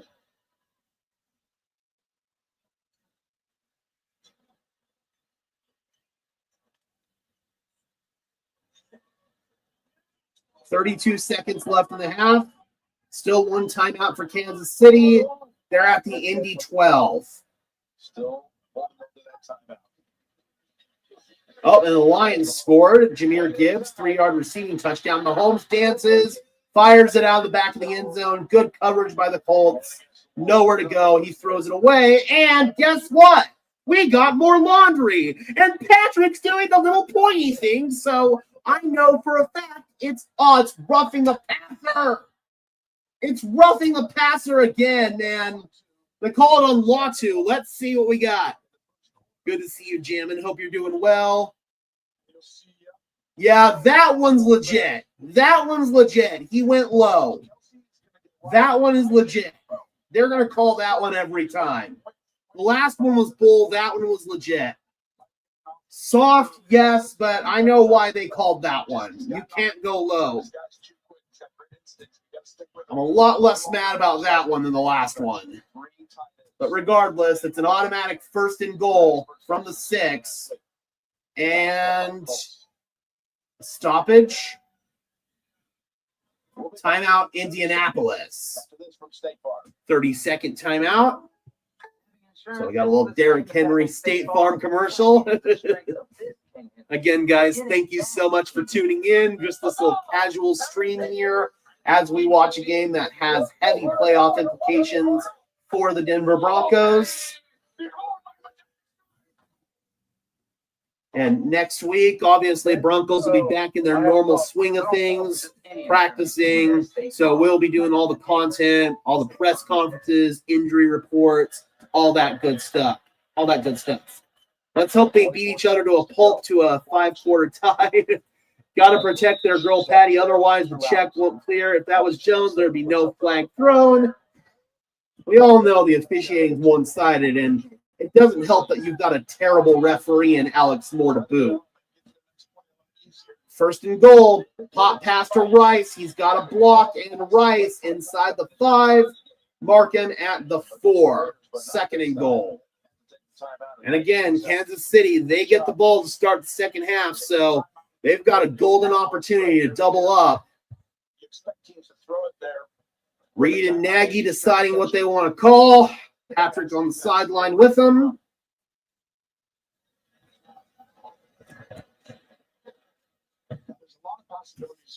You got Turtle in the house saying, "Go Colts." Hope you're doing well, Turtle. Third down is very difficult, but at second down, even if you don't score. And Patrick stops to tie his shoe and take a shot at Gatorade. They're not going to run the football. Second and goal, Kansas City is out of timeouts. I'm trying to get up and throw a fade real fast. That would be very risky. They have almost run double the amount of plays. Once again, 2 tight ends set here with Kelsey and Gray. Kareem Hunt's going wide right in motion. Mahomes, end zone, incomplete. Sauce Gardner, good coverage on Rashee Rice. That'll bring up a 3rd down and goal. Kerry. Shai says, what team are you going for today? Quite frankly, if the Denver Broncos take care of their business, they're going to end up with the number 1 seed regardless. So I'm going for the Indianapolis Colts so that way we can bury the Chiefs. Because, again, if Denver takes care of their business, they're getting the number 1 seed. Third and goal from the 4. And Indy's going to call their second timeout. Yeah, obviously a tie would probably be the most ideal scenario. So I'm going for that as well.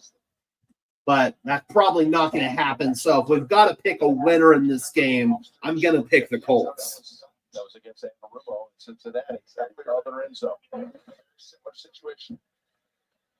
Once again, Nagy and Reed and Mahomes talking shop on the sideline. Time of settling for field goals. They have possession. 3rd down and goal. Big drive right here, man. Kansas City scores. They're very much in this. And they get the ball to start the second half. I want a loss for Kansas City. It makes it that much harder for them to make the playoffs. I agree.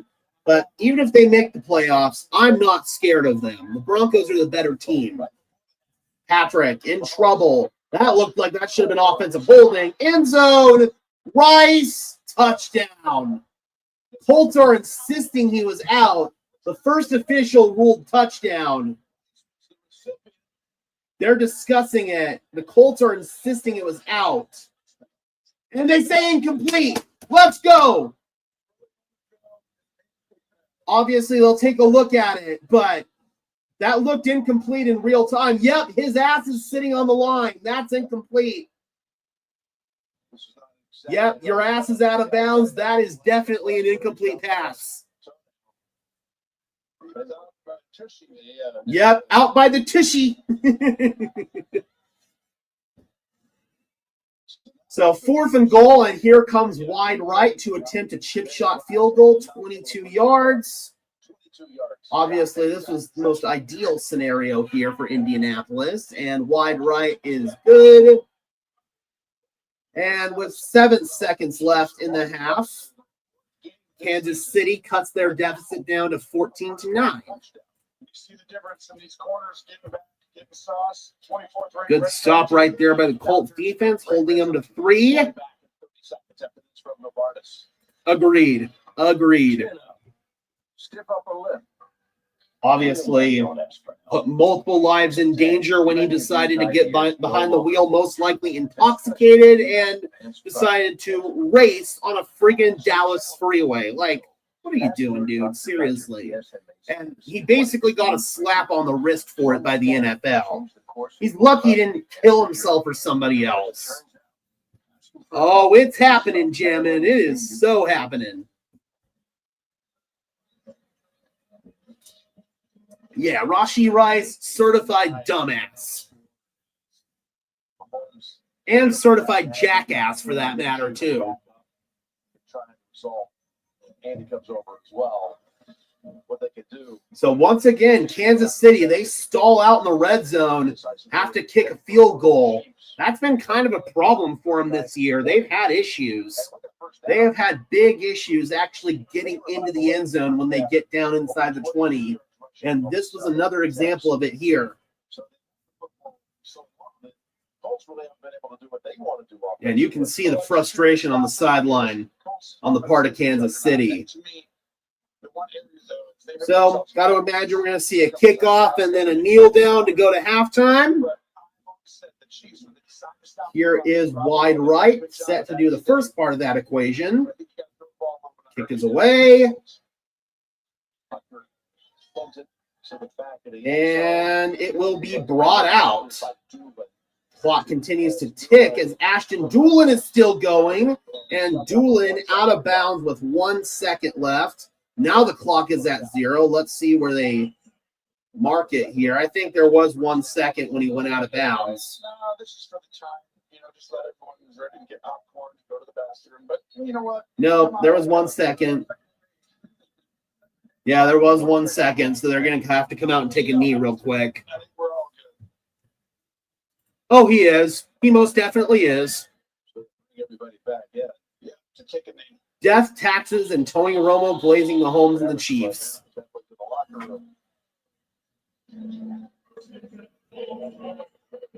All right, let's come out and take this knee.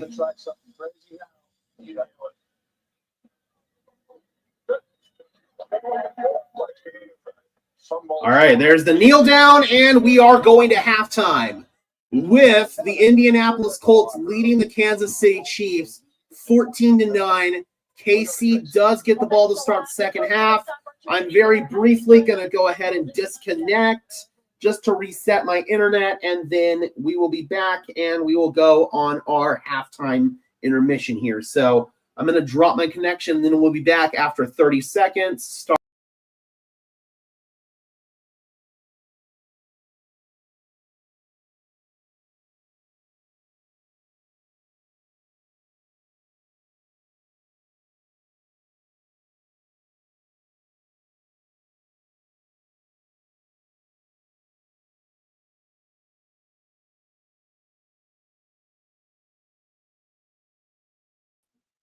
All right, as promised, we are back, and now we are going to halftime intermission, Broncos country.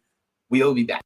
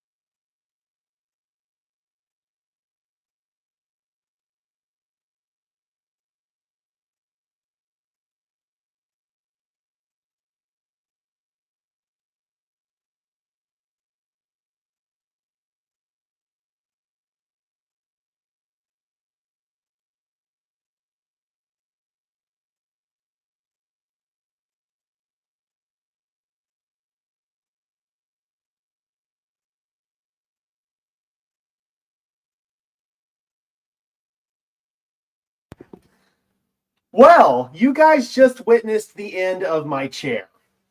It broke. The leg just completely went on it. Oh, man. Well, because of that, since I don't have another chair, we're going to call an audible here. And it looks like we're going to have to do the remainder of this stream standing. Because that is the only thing that I think we can really do here, unfortunately. Okay, good. We're unmuted. That's good. Yep, looks like we're going to be doing a standing stream the rest of the way, Broncos country. Yep, sure am. Yep. My chair leg broke. All right, let's go. Jones, give me your time. Yep, so we're calling an audible. We're doing a standing stream. Man, I landed right on my ass. All right, Tyquan Thornton with the return out to about the 31-yard line. Dude, that was funny.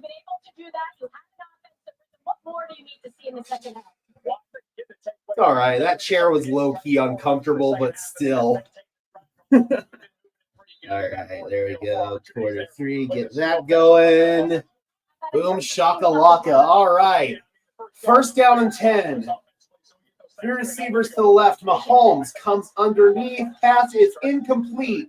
Trying to come back to the football was Worthy. Sauce Gardner in coverage.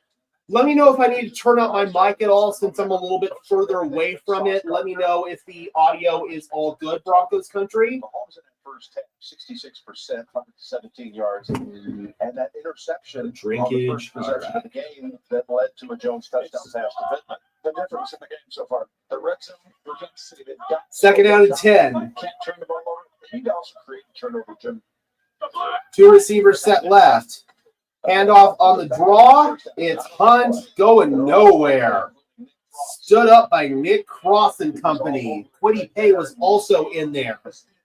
And that's going to bring up a third down, and Kansas City is in danger of going 3 and out right here. Almost like they were expecting it there. By the way, in that first half, third down and 10. His team go down the field with consecutive 8-minute drives. Both resulted in field goals. This first time ever under Reed.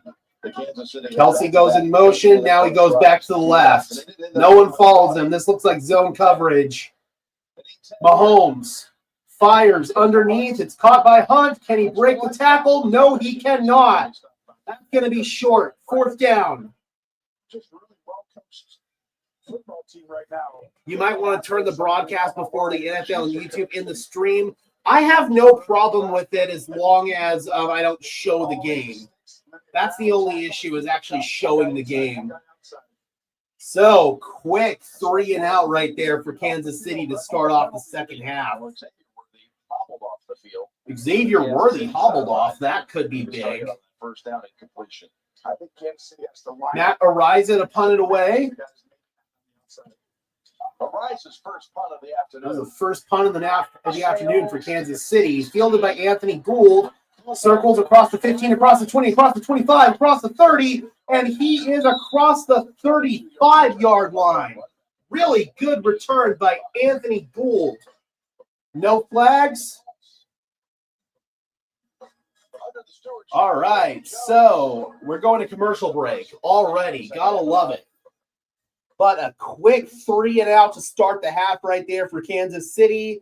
And now Indianapolis has another opportunity here to take back their 2-score lead. Let's go ahead and look at some other games here, just see what's going on across the rest of the NFL, shall we? So, Seahawks lead the Titans 16-3. It was 3-0 Tennessee at one point, but Seattle has opened that game back up. Packers lead the Vikings 17-6. We've got the Ravens. They're back on top over the Jets 9-7. We've got the Giants still leading the Lions at halftime 20-17. So the margin in that game is starting to shrink a little bit. Halftime, we've got the Steelers ahead of the Bears 21-17. I saw one play in that game, Caleb Williams, with just an egregiously bad turnover in the end zone, in the opposing end zone. Then you've got the Patriots. They're back ahead of the Bengals now, 17-13. So, yeah, that's what's going on across the rest of the league. Becca says, nice. I'm pulling for the Colts in this one. Any news on JD5? No news yet. I don't think he's going to play in this game if I had to guess, but that's not any inside information or a report by me or anything like that. That's just my best guess. Moneymaker says, just sub to go Broncos. Thank you so much. Really appreciate it. If you had to choose between Kelsey and Jones retiring at the end of the season, who would you pick? I mean, Kelsey, because that would be more detrimental to the Chiefs just as a team. But either way, it would hurt the Chiefs if one of them retired. I doubt he's going to be back this season. I'm kind of with you just because of how the season's going for Washington. There's no reason to rush him back. They've got a good backup quarterback in Marcus Mariota. So I'd just leave him on the shelf for the rest of the year and get him back healthy next season. They're 3-8. This is probably a lost season for them. So there's no reason to risk further injury with Jaden Daniels, in my personal opinion.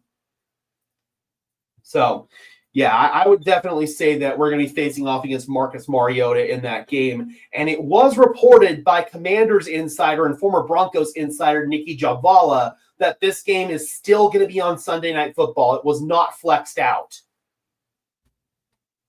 Oh. All right, we are back. 1st and 10 for the Colts. Their first possession of the second half.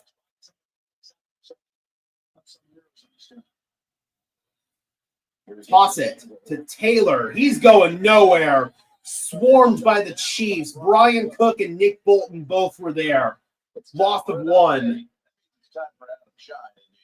If the Kansas City Chiefs can't beat the Colts, they won't beat the Cowboys. I don't know about that. The Colts are definitely a better team than the Cowboys, but we'll see. We'll see if the NFL lets their golden boys slip 2 games below 500, but obviously the hay's not in the barn in this one either. Fires, Jones, pass is caught, and circling back is going to be Josh Downs, and that's going to be a gain of 6. 3rd down coming up. Again, guys, thank you so much for tuning in. Actually, I like how this looks a little better with me standing, honestly. I don't know if it's going to be comfortable to stand for like a full 3-hour game, but I can mess with it for the second half. I think it looks pretty good. 3rd down and 5. Downs goes in motion to the left side. Daniel Jones killing the play. Jones fires underneath. It's caught. 1st down and more for my twin, Tyler Warren. The fellow long-haired redhead takes it into Chiefs territory. Mark him at the 45. KC can beat the Cowgirls. Their ass at DB with 3rd stringers. Yeah, Dallas is not good, man. Quentin Williams definitely helped them, but still, they're not a good football team. Yeah, me too. Me too. I would have loved Tyler Warren here in Denver. He's got 3 catches for 26 yards in this game. 11-22 in the 3rd quarter. Fake it. Danny going over the middle, or actually the right side, and that's going to be caught. Alec Pierce. I believe this is his first catch of the game. Down to about the Kansas City 20-yard line. Wish we had both Warren and Ibuka. I mean, you can only pick one. I mean, if I had to choose, I'd probably pick Warren because he's so dynamic at the tight end position. He's a true joker at that position. So I'd probably pick Warren, but either way, one of those players would make this offense electric and explosive. From the Kansas City 20. 2 tight end set, Warren and Ali Cox on the left side. Jones fires, complete. Michael Pittman forced out of bounds by Trent McDuffie after a gain of 6. Connection with Pierce. This time he shoves out Pittman after a gain of 6. The culture is breaking up. It's almost like Steichen knows what to do. Kansas City, they've run 28 plays in opponent territory to just 6 for Indianapolis, but the Colts are leading this game. Obviously, one of their possessions started at the Kansas City 3-yard line thanks to a turnover, so that definitely skews those numbers a little bit. 2nd and 4. Pulling is Quentin Nelson. Running is Taylor. He's got nowhere to go. It's going to bring him a 3rd down and 4. No gain on the play. Under 10 minutes to play now in this 3rd quarter. 2 yards for Taylor. Another big 3rd down on the way. 3rd and 4. Steve Spagnuolo sending in the play for the Chiefs defense.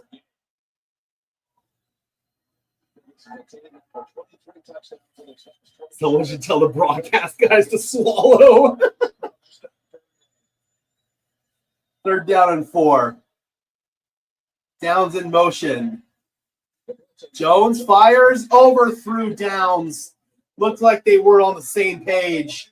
Jones threw it in one spot. Downs was in a different spot. That brings up 4th down and 4. And let's see what Shane Steichen wants to do. Chris Jones had the pressure, beat the right guard, Goncalves. First down completion and didn't feel Jones right away. The American Dental Association would like to remind you to brush, floss, and swish, especially the swish part. And gargle. 4th down and 4. They do kick it. Michael Badgley is good. And that makes it an 8-point game now, 17-9. 17-9. All right. On top of the 3rd. So, 1-score game still, but it is an 8-point game. Let's go ahead and mute that. And just a reminder, guys, we will also be streaming the Thanksgiving game, the Kansas City Chiefs taking on the Dallas Cowboys. We'll see if Kansas City is still alive by that point after this game, but we will definitely be streaming that game because it's a true hate watch for me. I despise both of these teams. Like, Dallas is my number 1 hated team in the league. Kansas City is my number 2 hated team in the league. So that one is going to be a true hate watch. Trying to win this parlay and have Kansas City go down some time. What do you need for your parlay? What are your legs?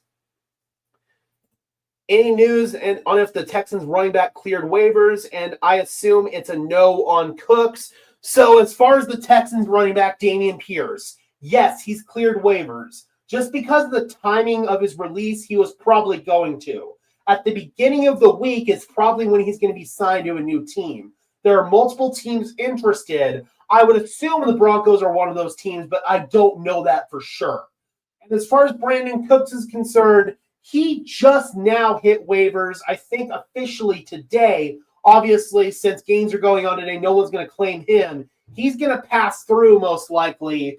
I don't think the Broncos are going to be interested. First of all, I don't know if there's still a relationship there between Sean Payton and Brandon Cooks. Right before Cooks was supposed to get paid by the Saints, Sean Payton decided to trade him away to New England, and Cooks never got paid. He bounced around the NFL. Maybe Cooks feels like Sean did him dirty right there. I don't know if there's still any form of a relationship.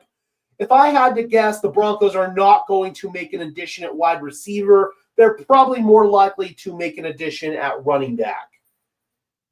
All right, we are back from Kansas City.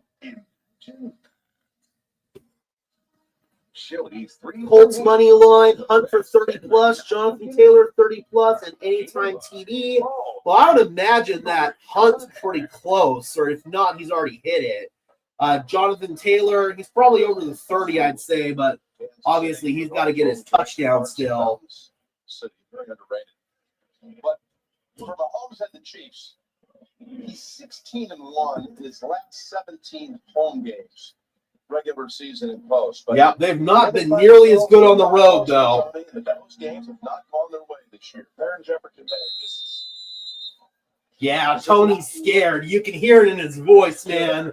His golden boys might not make the playoffs. Here's Remigio to return it.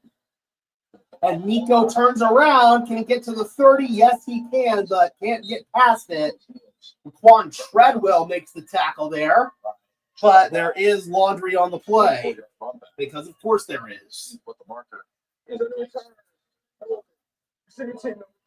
Holding on the Colts. Or on the Chiefs, rather. Sorry. Today on Kansas City. There have been 8 called on the Colts. Can we have someone like Darnell Washington on our team? That guy is an animal. I mean, pretty hard to find a guy like that at the NFL level, honestly. That's why the Steelers are so lucky to have Darnell Washington, but I'd love to have a guy like that. Absolutely. A big tight end that's almost an offensive lineman that can move so gracefully in space. This is where it happened. Gonna get rolled up on. Oh, yeah. Trey Smith is not in this game for KC. That's huge. Hand off to Hunt. Ran behind his replacement there at right guard pretty effectively that time, though, and picked up 9 yards off of it. Today. I mean, he's forced 5 missed tackles earlier in the game. I think YouTube probably would have censored it if you had typed out the actual word right there. Just finish it off. I would ride him a little. Tough running right there by Kareem Hunt. He's already got 58 yards today, though. He's over your 30.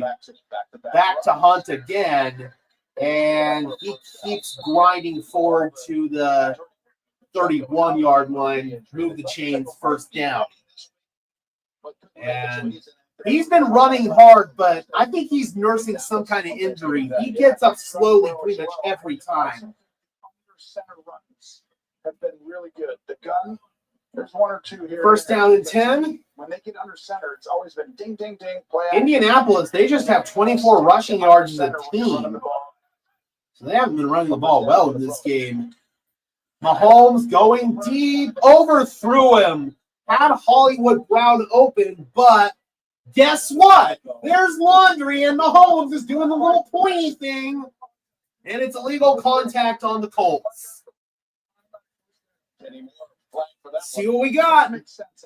Kenny Moore, supposedly the guilty party, but obviously anytime it's the Chiefs, we got to check. Moore, of course, is the nickel for the Colts. He's going up against Hollywood Brown. And, yeah, right there. That's a good call. It's a little bit too far downfield on that contact. Yeah, that arm bar came at about 9 yards off the line of scrimmage. Well, that's yeah. Allowed 5. Yeah, that one was a good call, unfortunately. And here the Chiefs are back under center. They've been under center quite a bit, and they run a jet sweep here to Brashard Smith. Very dynamic player with the ball in his hands, and give him a gain of 5. 7:40 and counting in this third quarter. These wide receivers have not been able to do much in this game. You look at who's caught the football. Kelsey tops for the Chiefs with 3. Yeah, that one was a good call, though. That one was legit. 2nd and 5. It's a shell sometimes, and then the guy comes down, and that means you get Fritz to the left. 2nd and 5. Patrick dances. He's in trouble. Gets out of a sack, and he goes down. Boy, did a big hit from Ebukam after a short gain on the play. That's going to bring up 3rd down. 3rd down coming up. Smith Schuster. Yeah, it looked like Juju was open there. But watch Mahomes go ahead and play this. Smith Schuster's going to come over right. He looks there, and now there he is. Yep, you got to throw that, Patrick. He's too fast. He's trying to see all 5 guys at the same time. Yeah, you got to throw that one. Juju was open. 3rd down and 3. And again, looked like a false start by Jawan Taylor. Patrick's in trouble. He's rolling. Flag, holding. Flag in the backfield. Holding. That's coming back. Throws incomplete. But that is going to be a flag for a hold.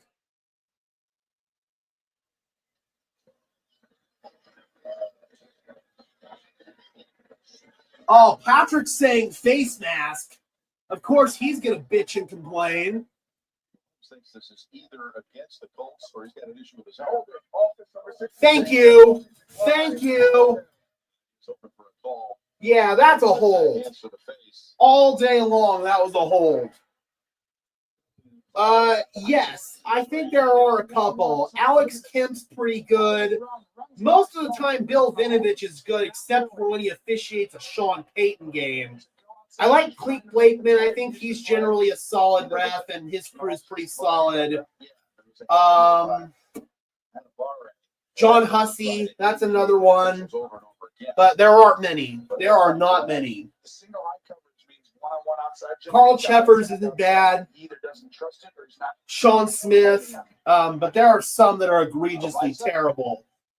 Ariza punts it away. Anthony Gould circling, and he's across the 25. See where they mark him out. Probably near about the 28-yard line. Oh, yeah. I mean, that clip went pretty viral here in Broncos country. He hit me in the helmet. He hit me in the helmet. I swear to God, man. Patrick Mahomes, he's like the Shea Gilgeous-Alexander of the NFL. He really is. For those of you out there that watch the NBA, they foul bait. They cry when they don't get calls. I mean, seriously, he is like the Shea Gilgeous-Alexander of the NFL. He got brushed and he wants a face mask. Seriously. Like, come on, dude. You've got like this level of entitlement that you expect these calls to go your way. You expect to get these ticky-tack calls. And when you don't, you cry and complain. Like, come on.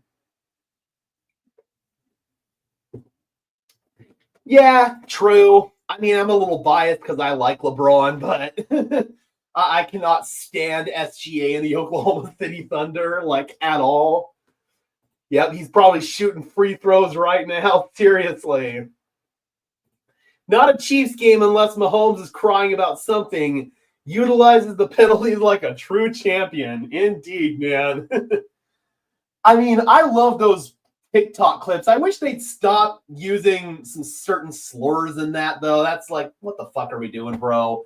But outside of that, those TikToks that they put out with the AI of Patrick Mahomes and Chris Collinsworth and stuff, that shit's hilarious. It really is. I mean, it's true, though. Like, you could show that to somebody who, obviously, if you had some dumbass who would know it's not AI, who wouldn't think it's AI, and you had some dumbass out there, you could show them that and they'd fall for it. Yeah, for real, bro. And he doesn't need to be. That's the frustrating part. He's good at what he does. He is the best quarterback in the game, and he doesn't need to cry and flop like that. But he does.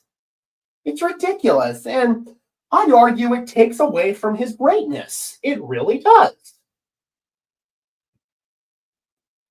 SGA and the Thunder were allowed to mug Jokic, but you breathe on SGA and it's a foul. I agree.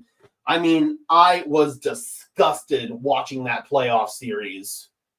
I'm hoping we get him again this year with a healthy team and a competent bench. I swear to God, man, I think this version of the Nuggets would knock him out in a playoff series. Quite frankly, they were an Aaron Gordon injury away from knocking him out last year. Ogletree in motion, I formation, fake it, dump it. It's Warren. Can he get across the 30? Yes, he can. To the 31-yard line. Did you see that of Jones in this game? Well, he brought it. Exactly, Cairo.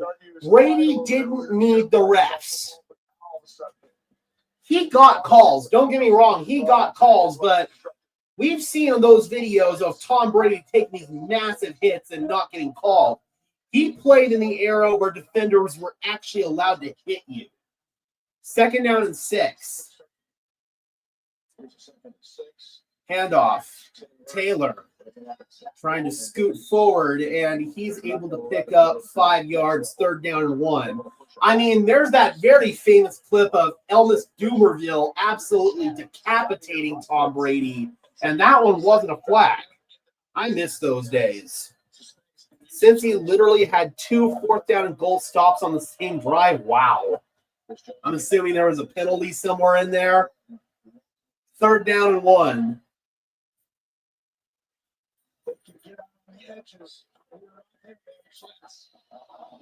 Hand off. Pulling Quentin Nelson. Taylor runs behind it, and he gets loose. Trying to get him is Brian Cook, and Taylor is out of bounds after an explosive run. First down for the Colts. Let's see where they mark him out. So the condensed formation with two tight ends. Beautiful blocking, dude. Oh, that blocking brings a tear to my eye. Oh, that's gorgeous. Quentin Nelson pulled in front, and he just volley-whopped his guy, man. And the tight ends as well. Beautiful blocking. Mark it at the Kansas City 38. Back to Taylor. Gets to the 35 for a gain of 3. Second down and 7. I mean, that was just a beautiful run and a beautiful blocking job by the Colts. Yeah, amazing. No flag on the field, right? Holding. Second and 8, and Taylor's being checked out by a trainer right now. That's not good. He's on the sideline. Two tight ends here once again. Warren in a slot to the right. Second and 8. Jones is in trouble. He's being chased. First down, and he slides down at the 22. Big Mike Pinnell out of CSU Pueblo. He wasn't going to get him. Daniel Jones, he is pretty athletic. He can run. And big defensive lineman ain't getting him. Yeah, Bernard Ryman, man, their left tackle. He's been locking up George Karlaftis in this game. 23 people in the house. Thank you guys so much for tuning in. Just this little casual stream here. 3 minutes left to play in the third quarter. Daniel Jones fires out of bounds, throwing it away. Amir Abdullah was in the area. Call it second and 10. Chris Jones had the pressure that time for Kansas City. He has been in the backfield all day long, man. Indianapolis has had no answers for Chris Jones. Second down and 10. Third straight play on the sideline. That's just the fourth completion of the day for Daniel Jones.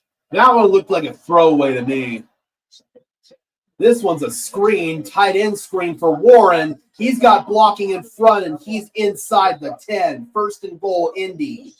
And Warren hit the deck hard on that one. He gets up a little slowly. Yep, they let Karlaftis free, and they throw the screen right into it there. Get the blocking in front with the offensive line. Really well executed right there by the Colts. Yeah, for real. I mean, that one play that he had where he held on the ball in the end zone, Caleb, and then took the sack, lost it, and it was a defensive touchdown. That was just a bad play. First down and goal.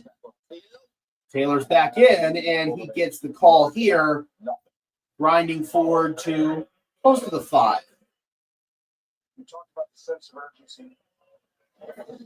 Second down and goal. Obviously, the difference right now is the red zone. Yep, in the red zone, Indianapolis has had 3 possessions and 2 touchdowns. Kansas City has had 2 red zone possessions. Both of them have ended in field goals. Kansas City still has yet to find the end zone in this game. Indy's found it twice. They're looking to find it here a third time. From the gun, fake it. Jones fires off of the hands of Alec Pierce. And that'll go out of bounds. Third down and goal. So you're telling me it's super high alert, urgent time for Kansas. Yeah, that is what you get, man. Seriously. Like, that was some Russell Wilson type stuff. It really was. We'll see if you get it here. It's third down and goal. This is an 8-point game right now, so they don't get this. They're probably going to kick the field goal, make it a 2-score game. Jones fires. Nobody home. Looking for a flag. He will not get it, is Michael Pittman. Oh, there is a flag. There is a flag. Let's see. There is a flag.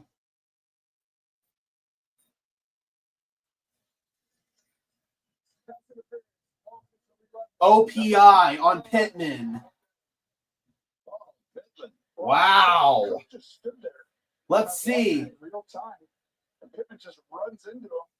Looks like a pass interference, but watch up top.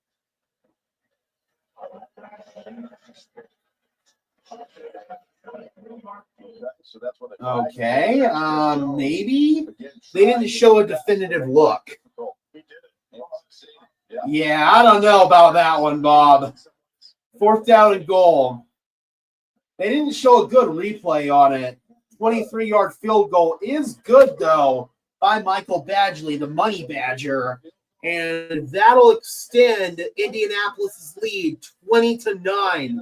They have now got a 2-score lead, 11 points over the Kansas City Chiefs. So overall, that was a successful drive. I don't like that call. Again, they didn't show the greatest replay on it, but the replay they did show, it certainly didn't look like a flag.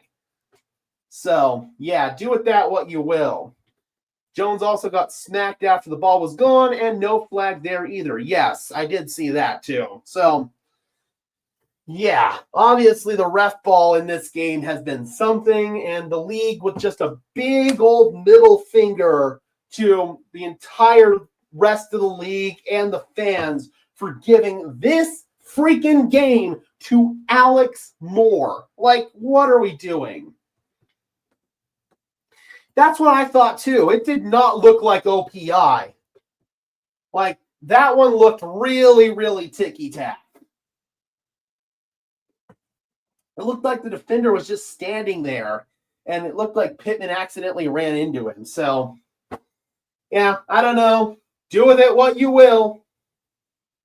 I mean, the officiating is just egregiously bad. And since we're at a commercial break, I'm going to go ahead and reset my internet. You guys know the drill. We're going to drop for just about 30 seconds-ish, and then we'll be back. So I will see you guys in just one.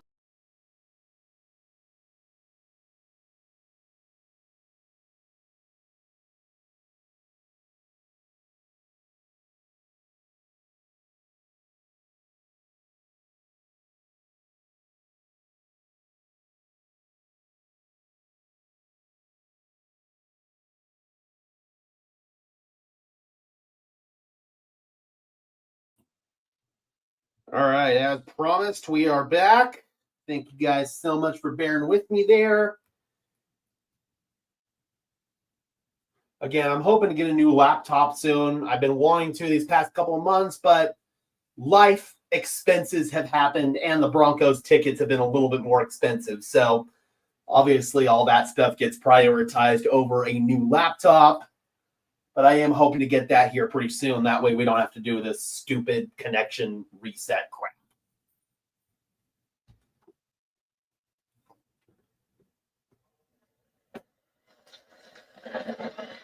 Look inside the Chiefs. All right, let's go. Kansas City about to get the ball for their second possession of the second half. He has probably contributed to 3 of them. Oh, I mean, the fact that he's never not made it to the AFC Championship game. And now yeah, Mahomes has never not made it to the AFC Championship game, and Kansas City is in danger of not making the playoffs at all. Uh-oh, Remigio. He almost broke free on that, or rather Tyquan Thornton there on the return. But he is going to be brought down. Noon Eastern on Friday. Yeah, absolutely, Turtle. Absolutely. I think the only way this game could have been worse for the refs is if Brad Allen was the ref. Yeah, I mean, we all know Brad Allen is his bias. He is one of the worst refs in the game, in my opinion. Him, Alex Moore, Adrian Hill, those are probably my bottom 3 right now. Handoff to Hunt for a game of about 2. Kenny Moore in on that tackle. I mean, it'll be completely foreign territory for them. I know. It's music to my ears too, baby.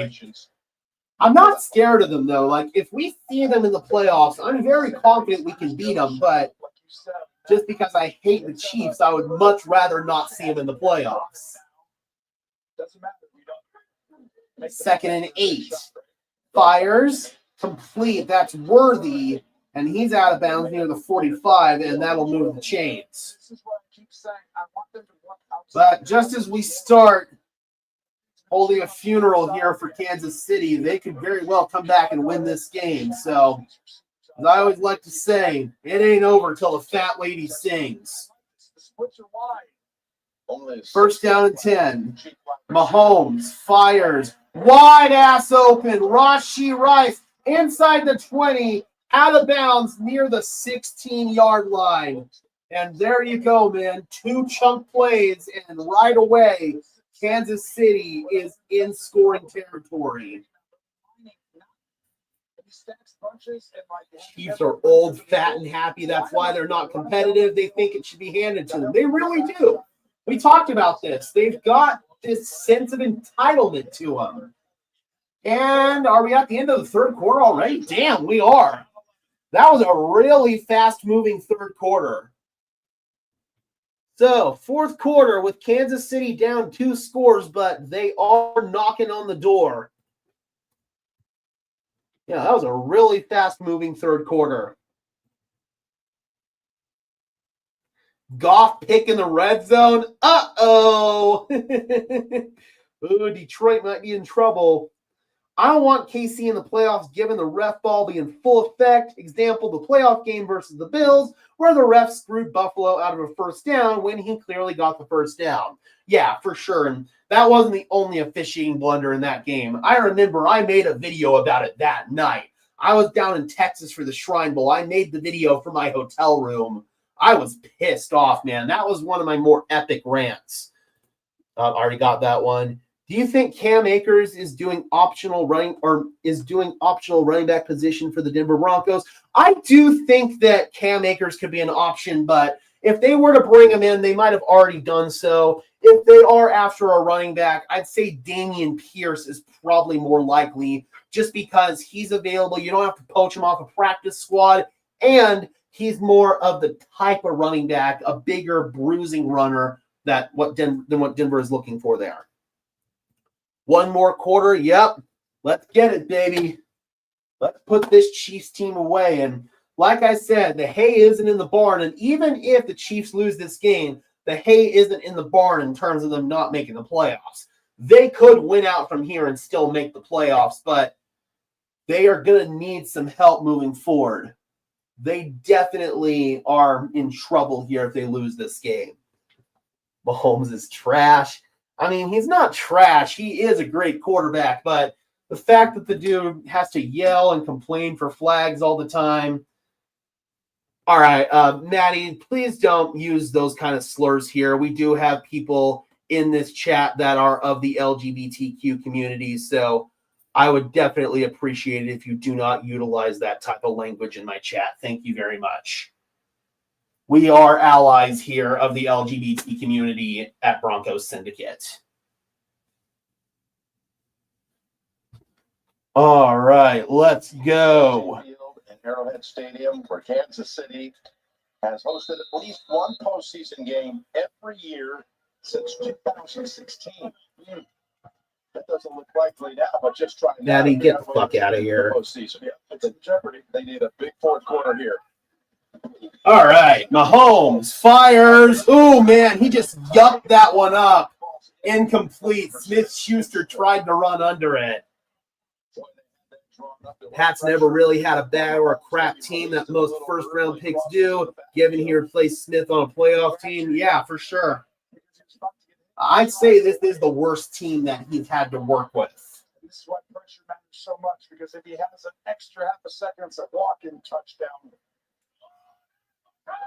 All right, 2nd and 10.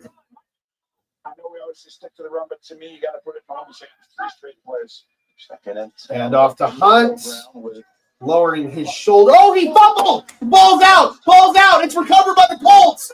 We got to make sure he wasn't down. It looked like he might have been, but as of right now, it's a fumble, and it's Colts ball. Oh, boy, let's freaking go. Let's go. Oh, was he down? It was close. Holy shit. All right, we got to make sure. Is this a fumble? Well, oh, that's so close. I think he's down. Oh, that's so close. Shit. Oh, no, I think that's out. I think that came out. That looked like on that angle, it squirted out before he was down. It's moving. That's out. I don't think there's enough conclusive evidence to overturn it. Remember, the ruling on the field is fumble here. Dude, I don't think this is going to get overturned. I think this is going to hold up as a fumble. That looked like it was out. That's a fumble. Let's go. Let's go. That's a fumble. Colts ball. Let's go. Yeah, that was definitely out before he was down. That's their ball. That's Colts ball. The dynasty falling apart right before our eyes, man. Hell yeah, brother.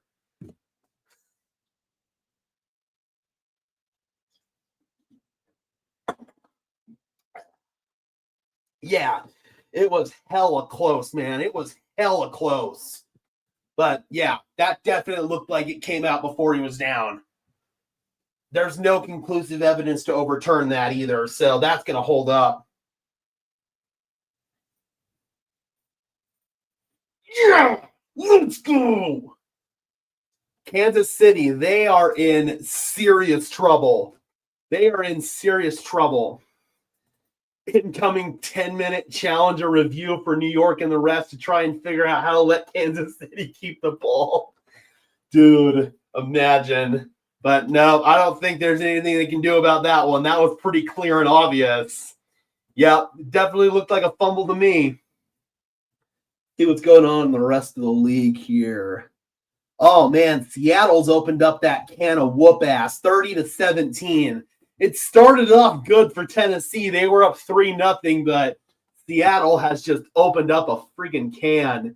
Green Bay up 20-6 over the Vikings. Minnesota's in trouble.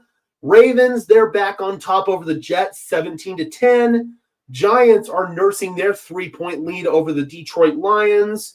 The Bears are back in top somehow, some way over the Pittsburgh Steelers, 24-21. And then Patriots, they lead the Bengals 20-13. That was another game that we were monitoring here in Denver for number one seed implications.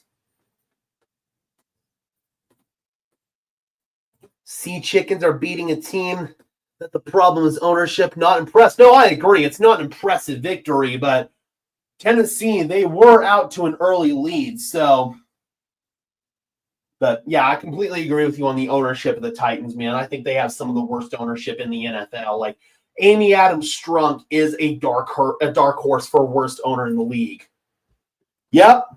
Sure enough, it was a fumble. It's Colts ball. Let's go. Let's go. Yeah, I agree. I do agree. I also think San Francisco's going to get him. I can shy. It's because they're not good.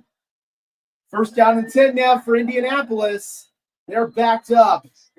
And that's going to lose a couple of yards right there. Down at their own 4-yard line. It's going to be second down and 12. Taylor lost a couple on that one. See all these guys come downhill and fly right to the ball. They were playing run 100%. Minnesota's offense is dropping the ball. Yikes. Second and 12. Colts are in the shotgun. They need to get off the goal line here. We got a chance to give it back to Kansas City with good field position. Jones fires incomplete through the hands of Josh Downs. Brings up 3rd and 12.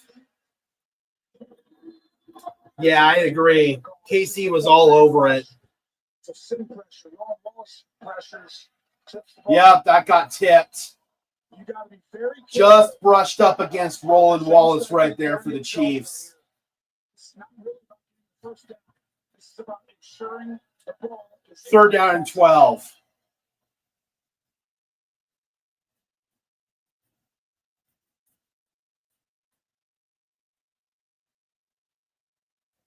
Let's see how dicey they want to get here. They're dropping back. Jones just yucks it up, and it's incomplete. Roland Wallace in coverage on Josh Downs. There's no flag on the play. It's 4th down. Indianapolis will have to punt. You're going to see the internal pressure. Tranquil right here. Yep, Drew Tranquil came with the pressure. Jonathan Taylor couldn't pick him up. You don't know what can happen. And Jones just had to yuck that one up off his back foot. Out of the zip code there, Downs, 4th down, and Sanchez is standing in the back of his own end zone here to get this punt off. This is going to be a really tight one. Kick is away. Really good one, too. Backs him up to the 35. Remigio gets to the 40. He's going the wrong way. Gets back forward, and Remigio is down to the 44. So not a bad punt right there by Rigoberto Sanchez. And Kansas City is going to get some good field position here. There's Travis Kelce trying to gas up Kareem Hunt after the fumble. There is about 13 minutes left. Hunt needs to protect the ball for sure. Spagnuolo will be bringing the house. He did there, man. Arrowhead quiet as a mortuary. You rarely see that. You rarely see that. All right, Broncos country, here we go. This is the moment where sometimes you see the Kansas City Chiefs slip the game, and we've always got to be aware for questionable officiating calls, especially with this crew, man. I mean, this officiating crew is egregiously terrible. They are really, really bad. So you never know, man. You got to expect the unexpected here. Kelsey's a tool. Hey, man, I actually kind of like Travis, but I do understand why Broncos country doesn't like him. He can be a little bit outspoken and a little bit flamboyant at times, we shall say. But no, I actually do like Travis, man. I've watched enough of his podcast where he does seem kind of like a likable dude.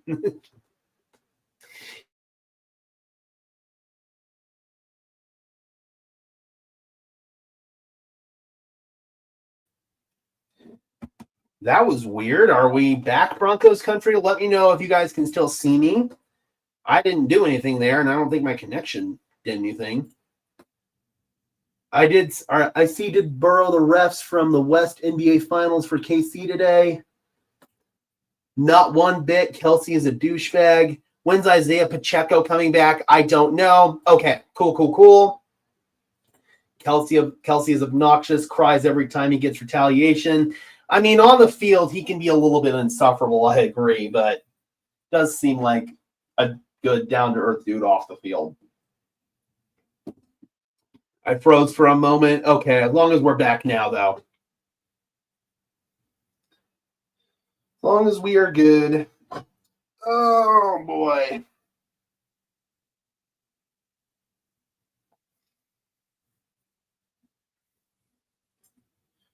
Perfect, Mike. Thank you very much. All right, let's go. Kansas City starting off this possession at their own 44-yard line. So good field position here to start off. Touchdown Giants. Ooh, Detroit's in trouble. Mahomes, deep drop back and deep throw over everybody's head. He was looking for Tyquan Thornton.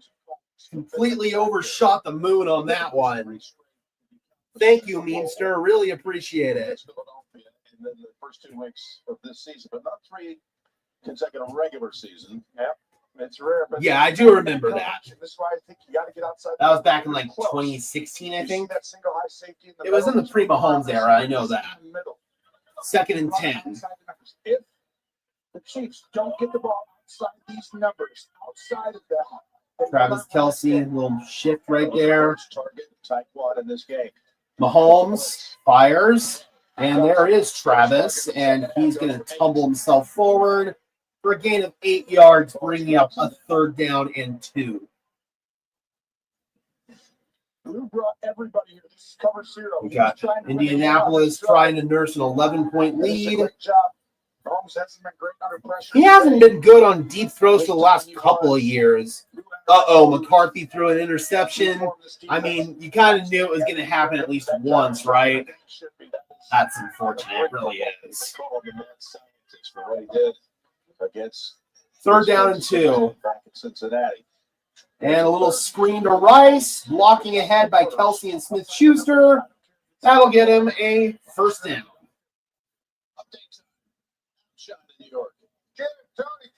And here's that giant touchdown. Ooh, Gunnar Olszewski, he's going to throw it to Jameis. Oh, yo! Oh, that was sick. He threw it late, too. Oh, that was so friggin' sick. He was covered. He wasn't covered. He was covered. And then he scores. Fires and dropped right through Noah Gray's hands. 2nd and 10. Not McCarthy. It's 9. Get it right. Being a fan's been rough. Hey, man, he's still young. He's got plenty of time to turn it around. These moments do not define his career moving forward. I understand in the moment it's frustrating, but I encourage you, just like I encourage Broncos country with Bo Nix, have patience with your young quarterback. There are going to be peaks and there are going to be valleys. I promise the peaks will come. 2nd and 10. Over there, the slot. Free receiver set to the left. It's a screen to Brashard Smith. It's a block in front. Smith is dynamic. He's uber quick. And he gets it down to the Indianapolis 22. Yeah, we can all dream, right? Oh, we got laundry. Let's see what this is. Chiefs season. And Smith looks like he might be a little shaken up. Let's go! Let's go! And Mooney Ward's coming off as well here for Colts. Ooh, he got leveled right there, man. He got,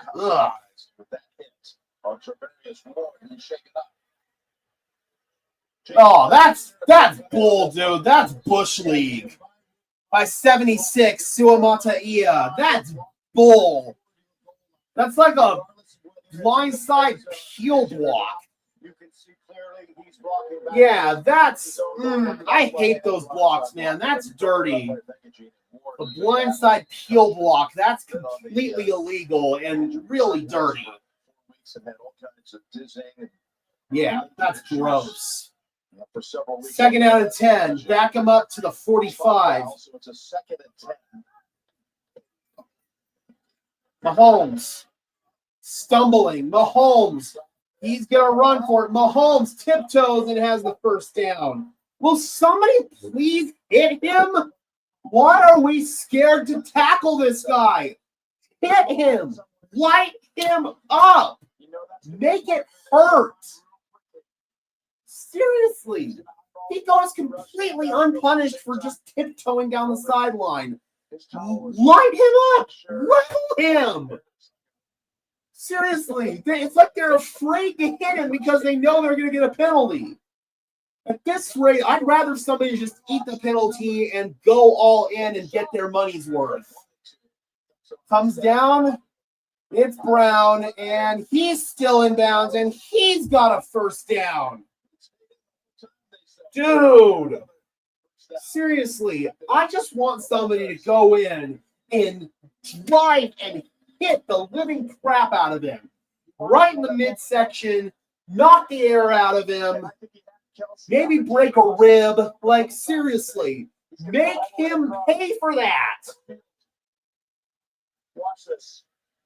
I mean, I don't encourage injuring your opponent. I don't want anybody to get hurt, but I certainly want him to get a little shaken up. Rough him up. First down and 10 from the Indianapolis 22. It's a draw play. And that's blown up in the backfield. Clyde Edwards-Helaire. And that was Jermaine Pratt with the tackle. Loss on the play.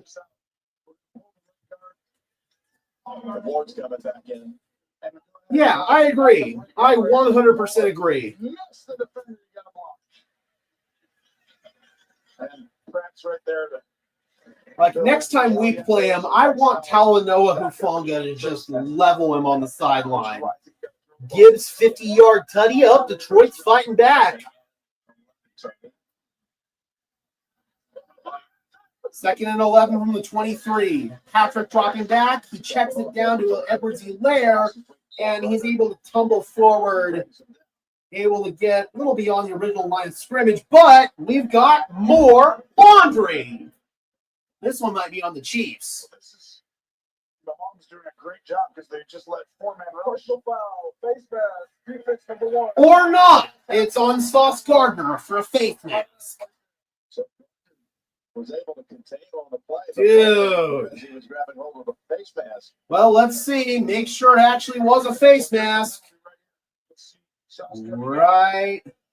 Yep. That's a good call. That is the correct call.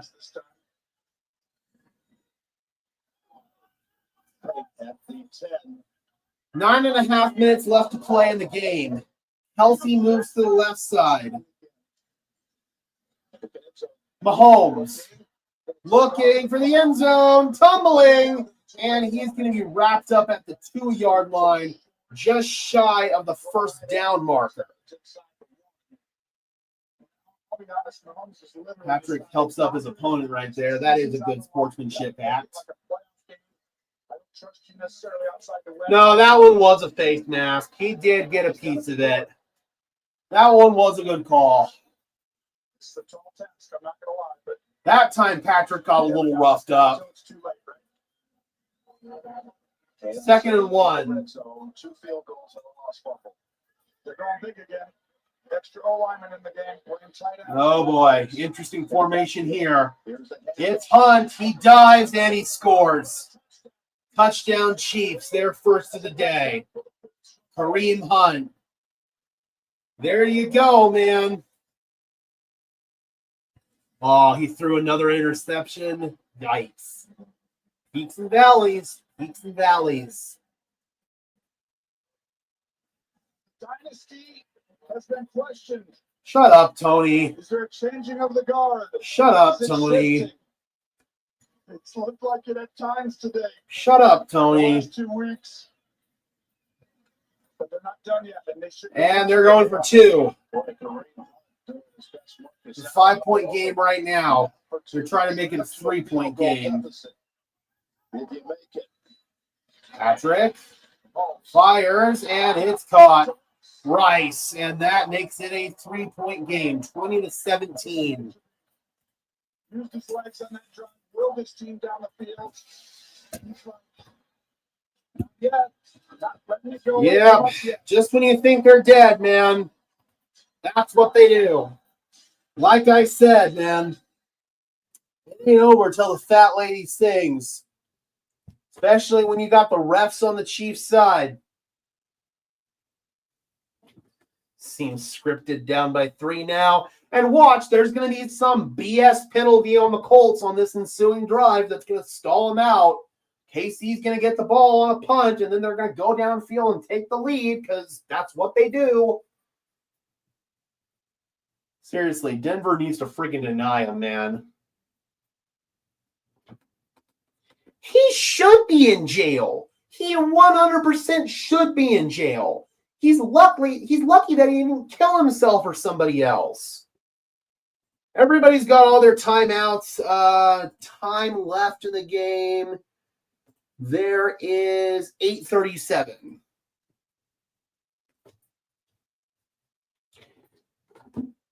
Yeah, who would have thought it'd be one-sided? Seriously. And it doesn't help when you have a garbage referee like Alex Moore in there. I mean, that would be nice because that would preserve our tie scenario. So I guess we could look at it like that. Our tie is still alive here. But no, realistically, I've seen this movie too many times, man. I got a feeling what's going to happen here. I predict the Colts run the ball hard and finish out the game. I hope so. I hope so, man. They need to control the line of scrimmage on this possession. That's for sure. Oh, man. I cannot stand the Chiefs, bro.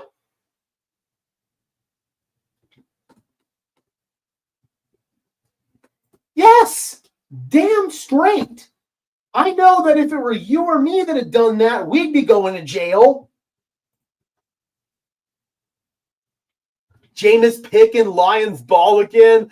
Oh, dude, my guy Robbie bet on Jameis Winston to throw an anytime interception, so he just cashed on that. I live about 70 miles from Indy. Today is their day. I hope so, man. F you, KC.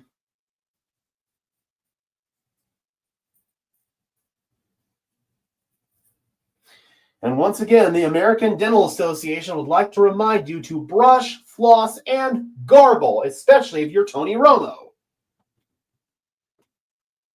Oh, the Lions went 3 and out? Man, they are in trouble. I'm assuming it's because of their offensive line. That's been the big problem for Detroit's offense all season long. Here's the return out to 32-yard line. That is where Indianapolis will begin this drive.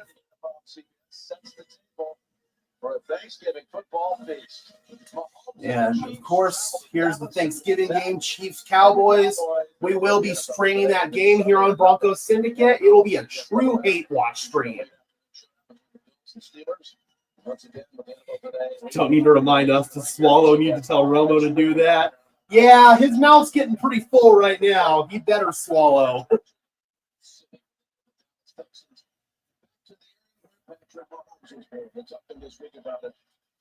Play fake. Jones rolling left, firing, and completing it. No, incomplete.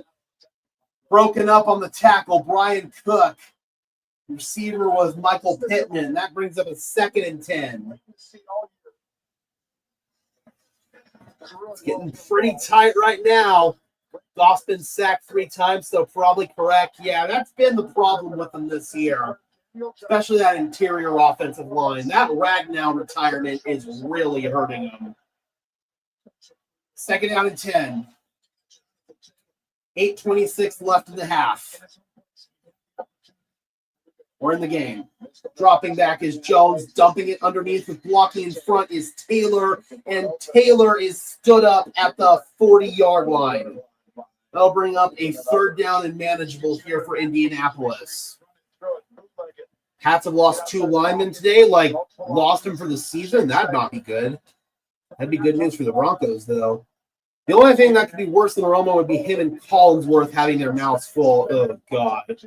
Imagine a booth with both Romo and Collinsworth. With somebody like, I don't know, Kenny Albert calling the game. Ugh. Gross. That would be my nightmare booth right there. It really would be. 3rd down and 3. Over the middle, incomplete. Looking for Pittman, and looks like they're going to punt it away. I don't like that decision. I'd go for this. You're getting the ball. You're giving the ball right back to Kansas City. I don't like that. I don't care that you're in your own territory. I'd go for that. Once again, Jones just had to yuck it up off his back foot, and it was inaccurate. And there are the annoying Chiefs fans that we all know and hate. 7.5 left to play in the game. Here's Rigoberto Sanchez, the punt.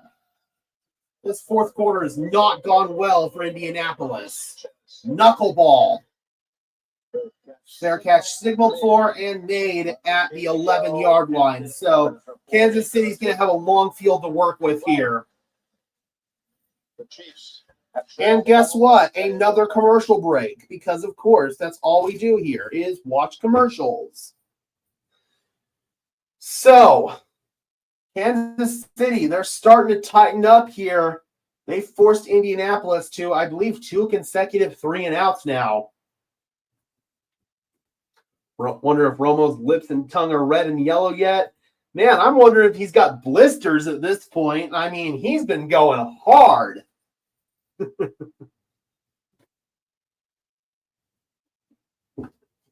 I mean, he's probably been sucking so hard, all the skin off his lips is torn off. Oh, boy. Yeah, Kansas City is 0-5 in close games this year in one-score games, so that does bode well for Indianapolis. Obviously, they're going to need to get a stop here. That was a really good punt by Rigoberto Sanchez, so that does help them. But this is a big possession coming up for this Indianapolis defense. Thank you guys so much for joining me here on this stream, guys. I really appreciate it. I like these casual streams here where we're not covering a Broncos game and we don't have to have a heart attack on stream. We get to just sit back and watch some good ball. I think the Colts might lose this game. This possession is going to be key. How did one ref say Rice had a touchdown when his butt was out? Saw Palmer talk about that. I mean, I don't know what that ref saw. It was pretty clear he was out of bounds. Was late to the stream. Who you're rooting for? So at the end of the day, as long as the Denver Broncos take care of business and win the games they're supposed to win, they're going to get the #1 seed. So the results of this game ultimately shouldn't matter in terms of Denver's #1 seed chances. Therefore, I am going for Indianapolis because I want Kansas City out of the playoffs. It's not because I'm scared of Kansas City. I think Denver would beat Kansas City in the playoffs. It's more so because I hate Kansas City and would much rather see their fan base suffer by not going to the playoffs. They won't get a stop, not with this ref crew. Watch, there'll be a random 15-yard flag. Oh, it's very possible. Like, I would definitely not be surprised if that happened. Jammin' in the past says, thanks, Gage. Thank you. Bert says 20-17. Me too. That, and as Broncos fans, how could we ever root for them? It's not so much rooting for them to win, more so rooting for their opponent to lose. The most ideal outcome in this game would actually be a tie for the Denver Broncos. There we go. Tackle in the backfield. Zaire Franklin and Laiatu Latu stopping Hunt for a loss. I'm not sure, honestly, the answer to that question, but it sounds right. Colts offense worries me. They're a tough matchup, but KC has the refs. What happens to KC if they lose this game? They'll have no wiggle room moving forward. They're basically going to have to win out in order to make the playoffs. So if they lose this game, they are in serious danger of not making the playoffs. Mahomes stepping up. He's in trouble, and he's going to be sacked. They're going to say it looks like he got back to the line of scrimmage. So I don't know if that's going to be a sack or just a tackle. Grover Stewart. They're going to say 3rd down and 11. No! Oh, that sucks. That sucks for them, man. Never want to see anybody get hurt. Yes, I believe so. Currently, Indy's got a head-to-head tiebreaker. So with a Colts tie, that would put Denver ahead. 3rd and 11. Here we go. Big 3rd down. 3-man rush with a spy. Mahomes fires. Nobody home. Incomplete. Kelsey was the intended receiver. Kenny Moore in coverage. There's no flag. And Kansas City with a quick 3-and-out, just like last week. They had the opportunity last week, couldn't take advantage of it. They went 3-and-out against the Broncos. Same thing here, quick 3-and-out. And now Indianapolis has an opportunity to salt this game away. Here's Matt Arise at a punt. Indy might get some good field position here. Ariza boots it away at the goal line. And fielding it is Anthony Gould. He's got some blocking in front. and he's out of bounds at his own 49-yard line. So really good field position to start this drive for Indianapolis. They might be in trouble here, Holy Diver. Again, guys, really appreciate you joining me here. We've got 30 people in the house for a non-Broncos stream. Absolutely awesome. 5:45 left to play in regulation. Indianapolis has the ball. They're nursing a 3-point lead. Yes, absolutely.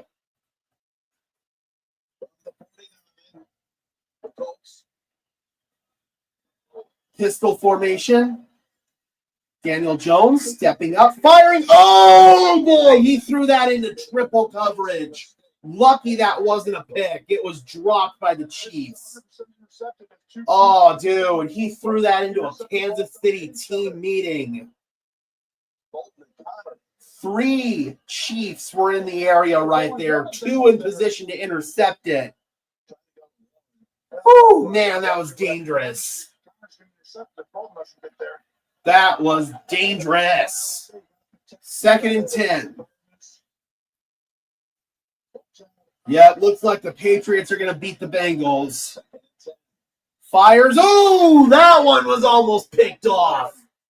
Ooh, 2 bad throws by Daniel Jones. So now it's 3rd and 10. And Indianapolis is in danger of, I believe, their 3rd consecutive 3-and-out. Oh, bro, 2 really bad throws right there from Daniel Jones. This is a massive 3rd down right here.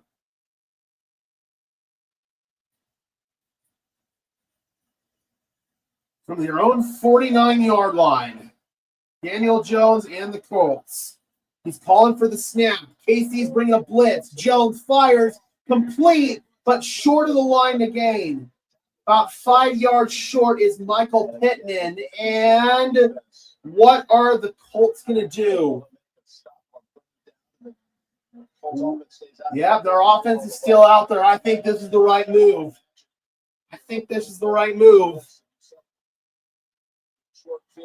4th down and 4. I would. You have to. And I'm pretty sure the analytics are going to say go for it here. You're in opponent territory. This is a go for it situation. Snap the ball! Damn it! Why? You've got to go for that. Dude. Now you're hoping you can pin him back deep. That was a bad decision. I would have gone for that.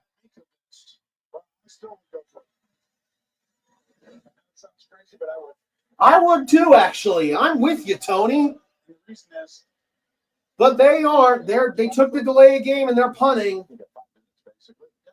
So if you go ahead and get the ball back, and they get it down at their 10, 15, 20, they can take all the clock.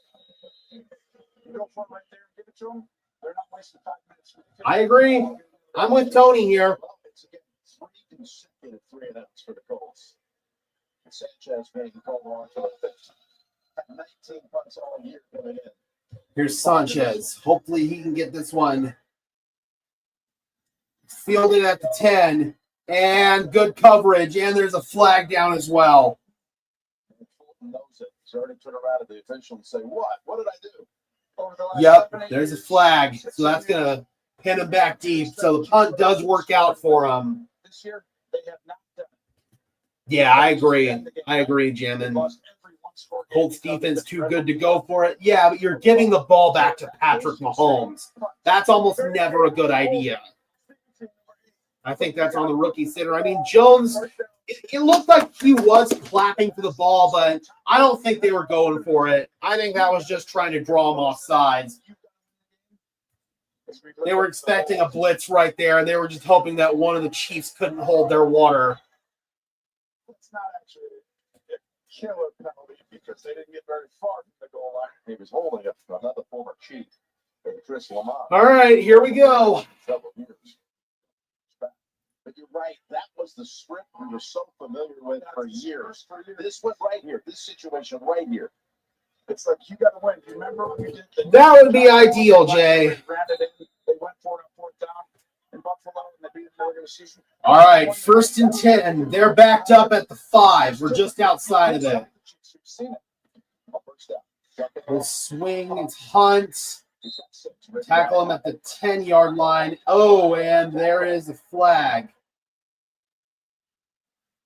It's probably going to be a 15-yard freaking penalty.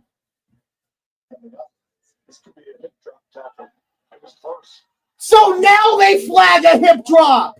Okay, no. It's on Travis Kelce. Offensive pass interference. I was going to lose it if they called the hip drop right there. They don't call the clear and obvious one on J.K. Dobbins that knocks him out for the season. If they would have called that one, oh, I would have lost my mind. Touchdown Bengals, let's go. Let's go. Yep, OPI, Travis Kelce. Yeah, that's on me. That is ridiculous. Ooh, I would have been so friggin' mad, bro. 37 people in the house. Thank you guys so much for tuning in. Rage Madrid. Oops. Not on the same page. That was behind Xavier Worthy. 2nd and 13 now. It's not often you see a 1st down and 13. Rage Madrid. That's pretty funny. Maverick. 5 straight wins now for the Ravens. But no, I would have been furious if they had called a hip drop there. They don't call the one on Dobbins, but of course, since it benefits the Chiefs, thank God. Can we get a holding in the end zone, please? Yes. 2nd down, in trouble. Mahomes gets it away. It's Rice. Rice still going inside the 35, inside the 40, down the sideline goes Rashee Rice. Ah. 4:25 left to play in regulation, and that was an explosive play. Not dropping him in the middle. You left the middle wide open for the first time. Dude. I've seen 2-3 quarters. Seriously, why are you not pressure in that situation? If you're going to get burned, I'd rather get burned being aggressive than being passive. So now Kansas City's at the midfield stripe. To Hunt. Tumbles forward for 2. Down to the Indy 48. Yeah, that was bad defense. That was just really bad defense. Can't double team, get up to the 2nd level. Brett is taking over. He knows the game, been there a long time, knows the system. Using that to his advantage. 4 minutes and counting. So Kansas City, they are in their true 4-minute offense right now. In some respects, you might even say trying to save a season. We're learning how to beat the Colts. This is a good thing. True. Mahomes guns it. And that is incomplete. Low throw for Xavier Worthy. Mooney Ward had the coverage, the former Chief. That brings up a 3rd down. Yes, very true. I mean, what else would you expect from the Raiders? But still, if they had called that, oh, I would have lost my shit. Because they aren't calling the hip drop tackle this year. They cannot win outside the numbers. You're going to be 500 this year. Yep. Jammin says, come on, overtime. I mean, if we want that tie, 3rd down and 8. Patrick dropping, Patrick rolling, Patrick yucking it up, and it's caught, but he's not going to make the line to gain. And let's see what they say here. Gray's hurt on top of it. Does a great job holding on. Oh, no. Ooh. Yeah, I think that's going to be incomplete, but obviously the bigger concern right now is Noah Gray's health. He landed hard. So obviously we hope he's okay. He's holding his knee? What the hell happened? It looked like they're examining his lower body. So we're going to an injury timeout. Obviously, hopefully Noah Gray is okay. That didn't look like a completed catch. I still don't know what they ruled on the field here. But obviously the bigger concern right now is Noah Gray's health. So we will find out what the deal is with that play as soon as we get back from commercial break. Colts losing is the better outcome. We need that separation. Like you said, if we take care of business, the Chiefs are irrelevant. For sure. But just as a Chiefs hater, I want to see him lose. You know, it's just pure, good old AFC West hatred. Pats have no timeouts left? Man, did Mike Vrabel have some bad clock management? That's like uber rare for him.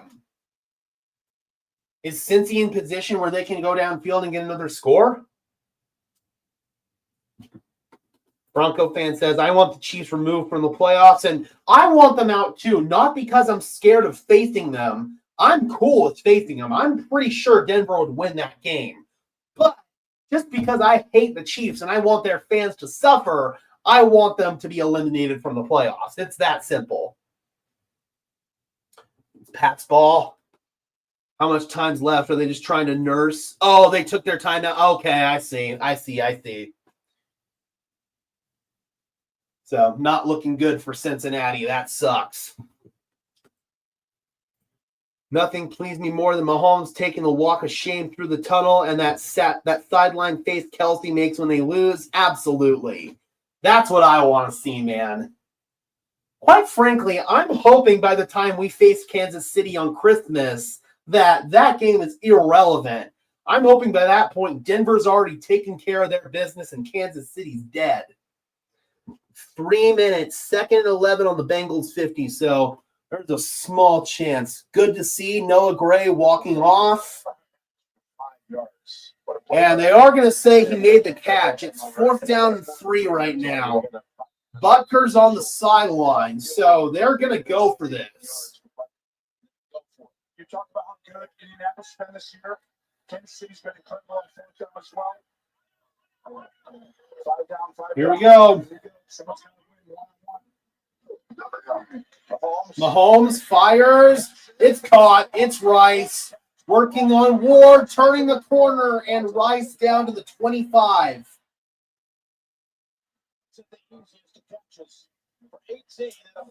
Here we go. Here we go, Broncos country. Looked like they were running some sort of mesh, and yep, Rashee Rice on the cross, man. Here we go. That's why you go for it, because you put the ball in the hands. 2:38 and counting. Both teams have all 3 timeouts. It's Hunt. Tumbling forward, gain of 3. And no timeout used here.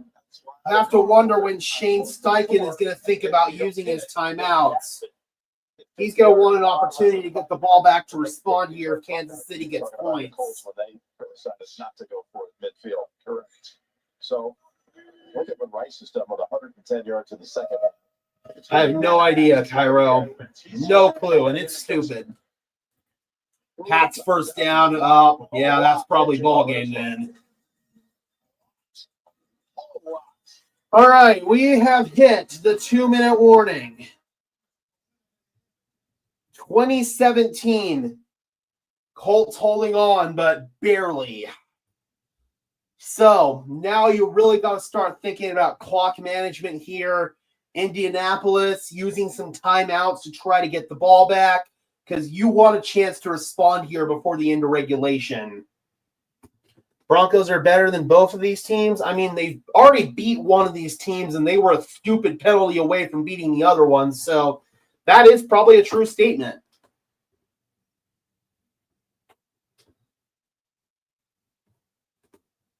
All right, so both teams have all 3 timeouts. Obviously, the clock stopped here with the 2-minute warning. So, again, man, we'll see what Shane Steichen wants to do and how he wants to manage this.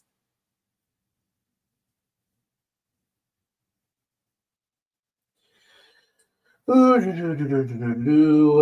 go ahead, check on some other scores here. Seattle's going to beat Tennessee. The Packers did beat the Vikings 23-6. So, sorry to that Vikings fan in the chat. That definitely does suck. Again, man, peaks and valleys. I encourage nothing but patience moving forward when it comes to J.J. McCarthy. I preach that same thing all the time to Broncos country with Bo Nix. Let's see. We've got the Ravens. They beat the Jets 23-10. This Lions game, it's getting close, man. 27-24, the Giants lead. Detroit's driving with 1:13 left. 3rd and 7 for the Bears. They lead the Steelers 31-28. And then this Pats-Bengals game, that's coming down to the wire as well. 3rd down and 7, Pats 2-minute warning. Ooh, we're getting close, man. All right. By Pepsi. Food deserves Pepsi. Here we go, baby. For the best 5G network. You almost wonder if Indianapolis is maybe going to let Kansas City score here. That way they can get the ball back with time to respond. That's also an option for the Colts. Looks to be a little banged up. We got the State Farm postgame show coming up. So Rashee Rice is on the sideline right now. To win a one-score game for the first time. 2nd down and 8 for Kansas City. They're at the Indianapolis 22. 2nd and 8. Mahomes fires over the middle. It's caught close to the 1st down. They're going to give it to him right at the marker. And we got a timeout by Indianapolis. 1:54. Indy calls their first timeout. I think that was exactly correct. I think we're going to extend J.K. Dobbins. I don't know, honestly. I think it's going to be a really tough call for the team. If I had to guess right now, probably not.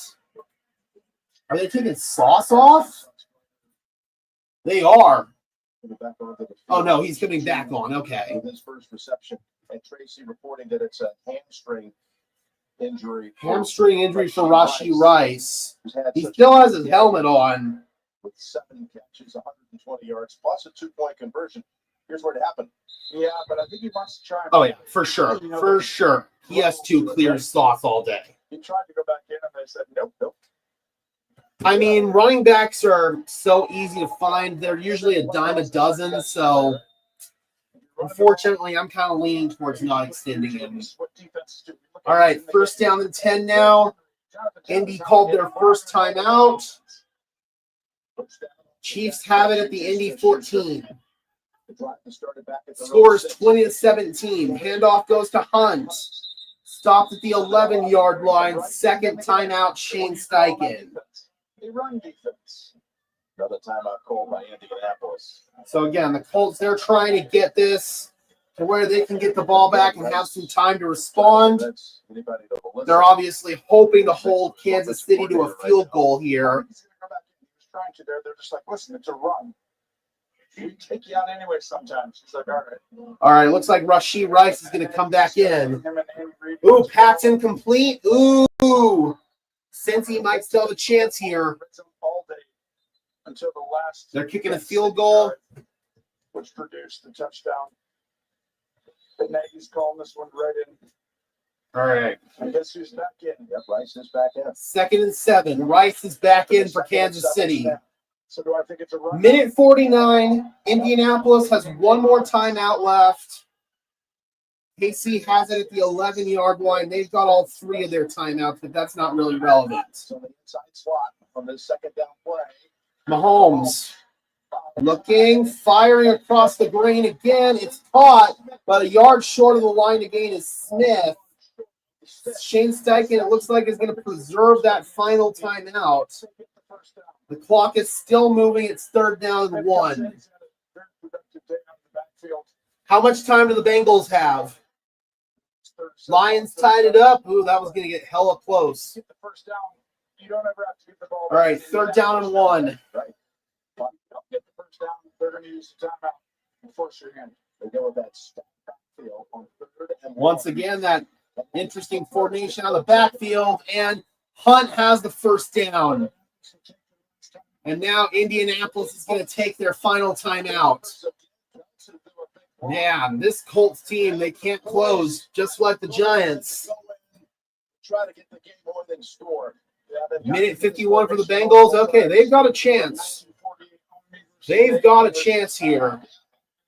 It's been productive today, and right now, we saw for the first time.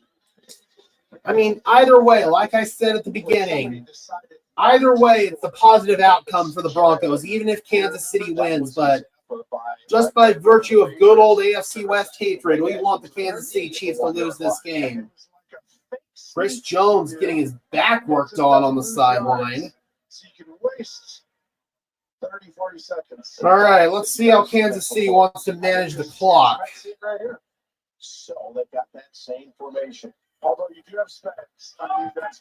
Why do we want the Colts to win? Because stood up right there, nowhere to go.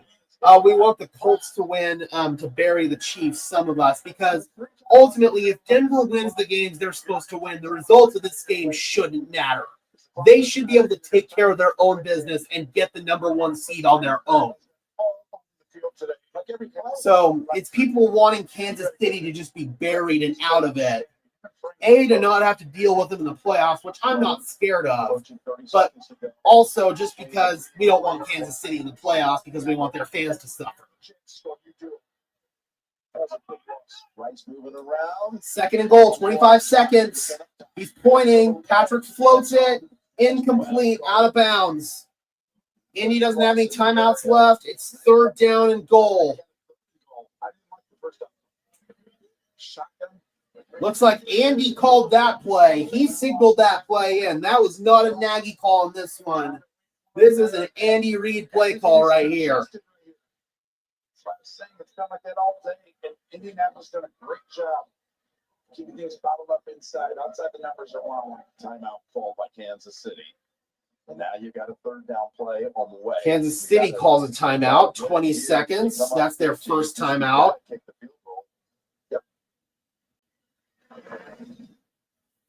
It might be. Obviously, they've got to hold Kansas City out here. They can't let them score. 47 people in the house. Thank you guys so much.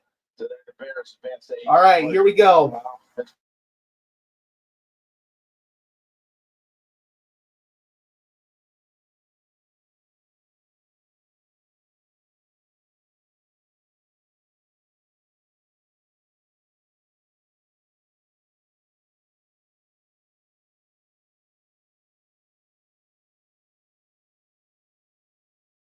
We'll see what he does. That was horrible timing, but we are back.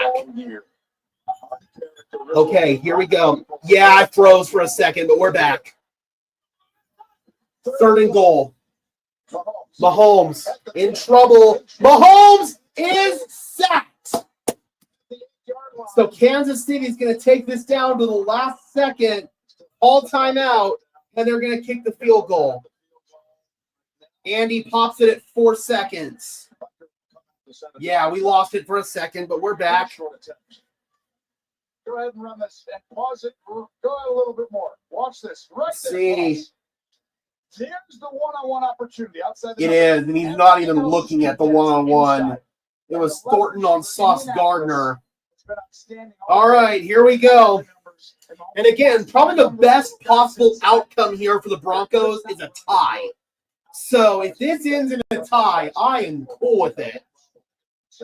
And no matter who wins, again, there are both ways that it could benefit the Broncos, no matter who wins. Bungles at their own 41, a minute 9 to go. They've got a chance. They've got a legit chance. Yeah, so a tie, that'd be bad for both of these teams. So I'm pulling for a tie here. Here's the first part of that. Wide right's got to make a 25-yard field goal. And he does. So that is the end of regulation. We are tied at 20 apiece. We're going to overtime, people. And just a reminder, it is the new overtime rules. So both teams are going to have an opportunity to possess the ball unless there is a defensive score on the opening possession. So here we go, man. And here we go.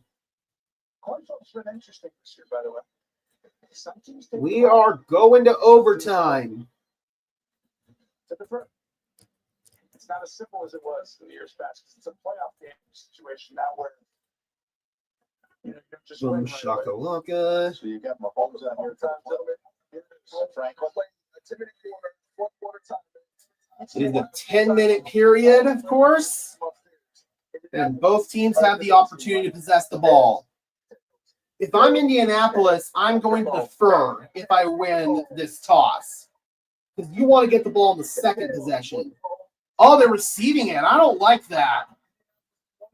Kansas City wanted them to receive that. Oh, man. The way that Kansas City likes to play overtime, man, I think they wanted them to do that. I would have deferred that if I were Indianapolis because even if Kansas City had scored, you would have had the opportunity to get the ball back. Oh, man, I think the Colts just made a big mistake right there. Like a big mistake. What a throw by Flacco. Ooh, I guess we're looking good, man. Let's go. Come on, Cincy. Our old friend Joe Flacco could come through for us, man. That would be absolutely incredible.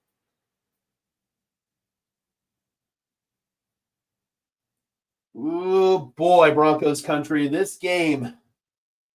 But I do not like Indianapolis' decision to take the ball right there. I really don't. It's under review. Uh-oh. Was it a touchdown throw or just a first down throw?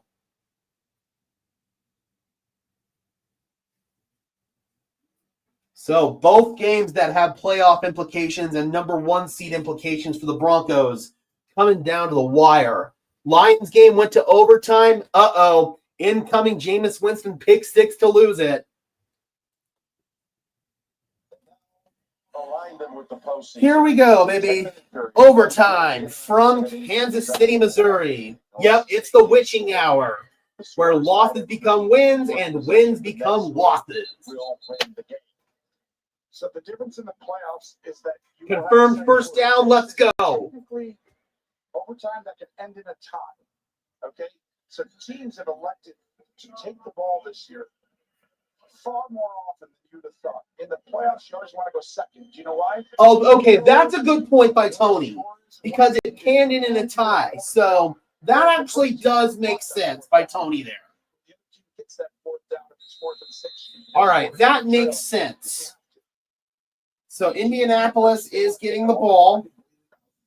Butker kicks it off. So Indy's going to need to score, and regardless, Kansas City's going to get the ball after Indy's possession. All right, here we go. So in theory, what you're hoping to do here is piss away as much of this clock as possible. That way, when Kansas City gets it, they're not going to have any time to work with. So that makes sense. So you're hoping here, if you don't score, you're at least hoping to piss away a lot of clock if you're Indianapolis. They come underneath. It's Drew Ogletree. You've got to stay inbounds, which he does. That keeps the clock running. Very good, very good. Gibbs, 69-yard touchdown. Ooh, boy. Giants got their back against the wall right now. 7-0 Browns. Let's go. Did Shador get a passing touchdown? I'll be watching that game after this one. 2nd and 6.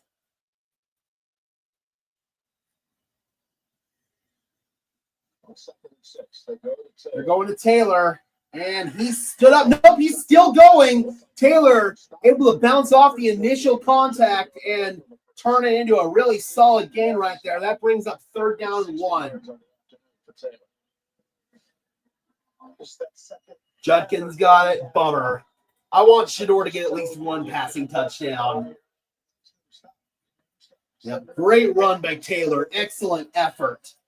3rd down and 1.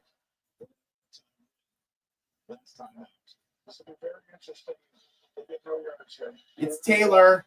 And he's going nowhere.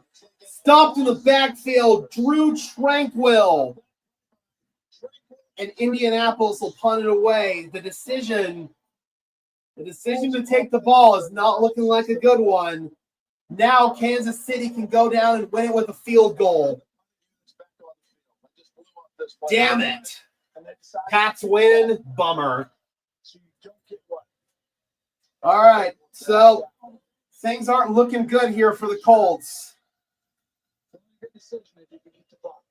Rigoberto Sanchez will punt it away. They bled almost no clock. And all Kansas City has to do is get into field goal range, and wide right can win it for them. And that's going to be down pretty deep into Kansas City territory right there. Well done by the Indianapolis punt team. And are we going to go to commercial break? Holy shit, we're not going to commercial break. Hallelujah. We got Prana Molly in the house. Good to see you. Gibbs, 263 total and 3 tutties. Ooh-wee. In Kansas City, and we're in overtime. So this is good news. You're probably going to stick with what you're doing. I think that was a block. Let's go ahead and hand this off. It's punt, and he's going to gain about 7 yards. Would have thought they would have wanted Rolo to rest his throat and rest his lips. So committed to the 2nd and 3. 24 attempts for Kareem Hunt for 84 yards. I mean, they're over 30 easily today in rush attempts. They've played this close to the best. They know this is like a playoff game. Rice goes in motion. Holmes takes the snap, and they give it to Hunt, and Hunt's still going. He's got the 1st down. This is not looking good for Indianapolis. 82 plays. But again, man, Kansas City win is not the worst thing in the world for the Denver Broncos here. In fact, it helps them in terms of making the number 1 seed. But still, if Denver takes care of their business, the results of this game should ultimately be irrelevant. Caliendo to run the ball, Kansas City, but I'm like, you know, I'm tired of these and we got a stoppage in play for no apparent friggin' reason. Probably a play clock issue. Hands on the hips. Rolling on the field with the 1st down. The previous play is under further review. Okay. So remember, in overtime, there are no coaches' challenges. All reviews and replays are initiated from the booth. 82 plays from scrimmage for Kansas City, only 50 for the Colts. I mean, what a disparity in seeing the game in overtime. There's what they're reviewing. I just think. No, they're reviewing. I think that's a 1st down. You know, look at his knee, his shin, right there. Oh, no, it might be down a little short. Just had to touch the stripe with any part of the football. I think he's got it. I think it's hard to overturn. Yeah. Yeah. Well, I have no clue why we're wasting our time with this, but here we go. It's pretty good. It's pretty damn close, man. 14.6? What? That's nutty. Oh, they're going short. Okay. Well, we didn't waste our time. They overturned the call. I think that's what they saw. It's true. And by the way, that's when the knee's fully down. So right before that, I think it's probably short bench. So what it means is Josh says he wants the Chiefs to win. All right, big 3rd down here. If we can get a stop, Colts are still alive. Since early in Mahomes' career when he got hurt at Denver, but should we tell him again about Hunt? 3rd and 1? Yeah, that's true. Mahomes, ever since that injury in Denver in 2019, he has never run a quarterback sneak since. Andy Reid will bring in Noah Gray usually to run the quarterback sneak, but he's injured right now, so I don't think you're going to do that. Hunt's success rate has been higher than the tush push in Philadelphia this year. Yeah, here comes Kareem Hunt. Sure enough, and he's got the first down. He just does that really good job of getting that. Getting dangerous here now, folks. That's why you keep putting him in. Just watch. This would be like a That's just too easy for Hunt, man. Rides the back of his center, Creed Humphrey, and picks up the necessary yardage. And now Kareem checks out. He's been gimpy all day. I think he's dealing with some kind of injury, but he's been playing really well regardless. First down and 10. Tunyon goes in motion to the left side. From under center, Mahomes play action. Mahomes stepping up. Mahomes gets it away, overthrows Travis Kelce. Kelce was open with Kenny Moore covering him. Mahomes just overthrew it. Second down. Gets bumped off, so he decides to go vertical. And this is where that looked like a rare instance where Mahomes and Kelce were not on the same page. Football that is allowed only by these two. Where he's like, listen, I couldn't get over there. So yeah, they are, Josh. Like, second and 10. Just in case someone's there. Now you got a second and 10. Handoff, Edwards-Helaire grinding himself forward to the 24-yard line, and that's going to bring up a huge third down right here. Let's see if this Indianapolis defense can get off the field. Mega third down coming up. It's like you got to be ahead of it before the fourth down call, because that affects your third down call. Third down and 7. 5:42 left in the OT period. Again, a tie would be the ideal scenario here for the Broncos. That is still in play right now. Mahomes fires, deep ball, wide open is Worthy.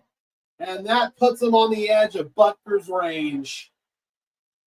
Looked like the defender fell down and Worthy wide ass open.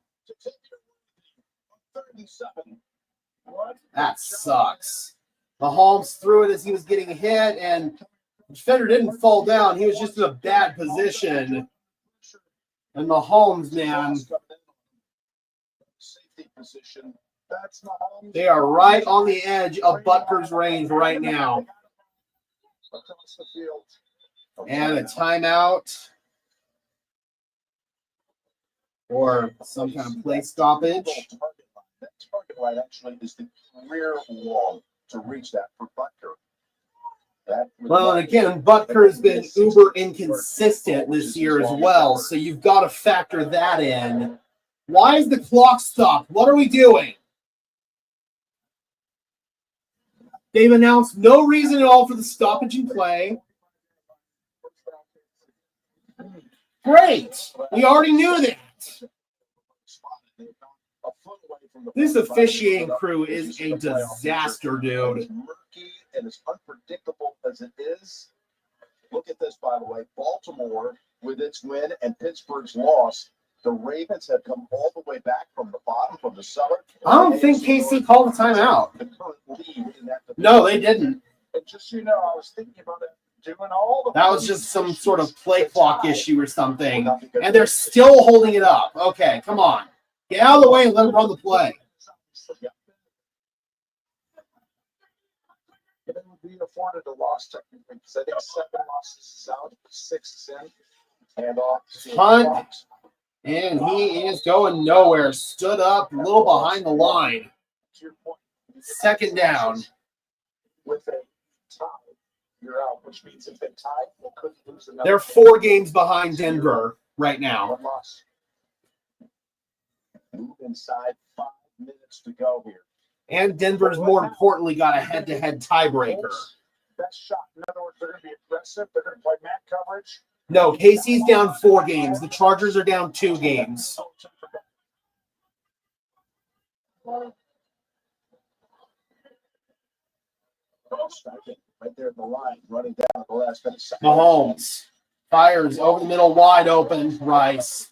And he's going to slide down. They're well within Butker's range now. Yeah, things are not looking good for the Colts right now. Again, in terms of the number 1 seed, a Kansas City win actually does benefit the Broncos. So this is not the worst case scenario for the Broncos right here. But just out of pure AFC West hatred, I don't want Kansas City to go to the playoffs. I said it once and I'll say it again. I'm not scared of Kansas City in the playoffs. I think Denver can and will beat them there. But, Hunt, nasty tackle. He might be hurt. Oh, man. Oh, he's so lucky he got up right there. That was a nasty tackle. And now they're just putting it in better position for Butker at this point. But the number one thing you're telling the quarterback, yeah, that's probably going to do it. Don't open the penalties, which means you run it inside. Of course, wide right still has to make the field goal. Possible, like, oh, he held me, because that could bring him back 10 yards. What you need? Run the ball in the middle. Second and 7. There it is. They do. It's Hunt. He's got a first down. Pulled down to the 12-yard line, and Kansas City, they're getting in chip shot range right now. I don't think so, Shy. And the most important piece right there is the fact that Denver has the head-to-head tiebreaker over Kansas City. Lions win. Oh, Giants couldn't hold on. That's a great job. Make sure to thank your refs, KC, for sure. But again, this is actually the best case scenario here for the Broncos in terms of the number 1 seed. Colts going down. We needed the Patriots to go down as well, but Denver's ahead of the Patriots right now. The head-to-head tiebreaker in terms of the Colts and Denver would go to the Colts right now. So this is one that Denver kind of needed, but I was pulling for a tie because that would have knocked out the Chiefs and it would have put the Colts in bad position. It would have been a win-win for Denver. But I'm not scared of this Chiefs team. They're not good. They are not a good team. I'm kicking it right now, too, if I'm Kansas City. I'm not wasting any time here. I kind of agree. I'm kicking it right here, right now. And it looks like that's what they're going to do. That's what they should do. The middle, the right edge. That's the only reason I'm sending my quarterback and offensive unit back out there. From here, it's a. I think it's due to like divisional wins or something like that. But right now, Denver does hold the tiebreaker. Because they're the number 2 seed, Denver is right, or they're the number 1 seed, Denver is right now. To 18 since the start of the fourth quarter, they've had almost 300 yards of offense. I mean, if you wanted the Kansas City Chiefs to show conference record, okay, there we go. Did they show up when it mattered? So good. All right, first down 10. They're keeping this on the ground. They're risking a fumble right here. He didn't fumble it. He's down. I'm not wasting any time here if I'm Kansas City. I'm kicking the field goal right now. Oh, New England is number 1 right now? Hold on. Seeing it again. And by the way, they're going to run the same play. Possibly a timeout. Or a 2-minute warning, actually, since it is the fourth quarter by definition in overtime. Oh, they're going to do a 2-minute warning. Oh, yep, you're right. Well, it's because the Patriots, they're 10-2. Denver has the bye week right now, so they're 9-2. That's why. But once Denver plays another game, I believe it would be Denver the number 1. I switched to T-Mobile. You get 4 iPhone 17s on them. Wait, who's taking a picture? T-Mobile, get 4 iPhone 17s. They're amazing. So, yeah, that's just because of the bye week. It's an LP. Applebee's new ultimate. Yeah, and that's dumb. That is actually dumb. Yeah, so once the games even out, Denver should be ahead of New England if it's the same record. All for the ultimate price of $14.99. Oh, gotta mute that. Can't have copyright music. 50 people in the house. Thank you guys so much. Again, really appreciate all of you for tuning into the stream.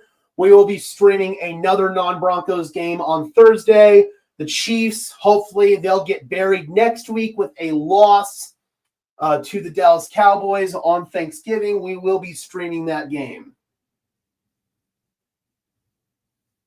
All right, here we go. They're kicking it right now.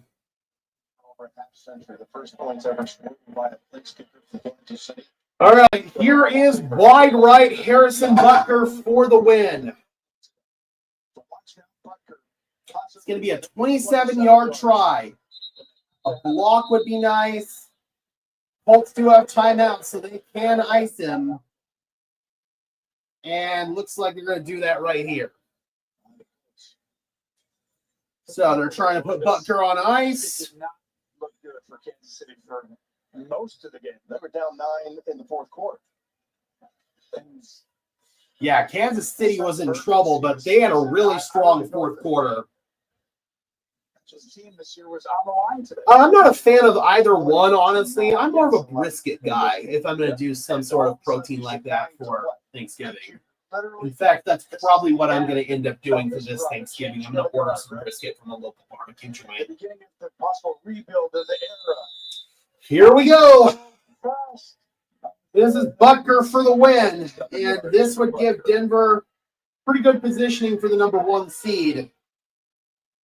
7 yards. But it keeps Casey alive at the same time. Butker's kick right down the pipe, and Kansas City wins. So the Chiefs hold on. They improved to 6-5. The Colts, they're now a game behind the Denver Broncos. They've got the head-to-head tiebreaker. And as of right now, the Denver Broncos have the better record. New England does have the number 1 seed as of right now just because they've played one more game than Denver has. But this was probably the best outcome for the Denver Broncos. It sucks because it required a Chiefs win for it to happen, but it is good news for the number 1 seed. Ooh, smoked turkey. I haven't really tried that. I might have to give that a shot. If Jags win, even better. Yep, we'll be definitely paying attention to that game here in Denver.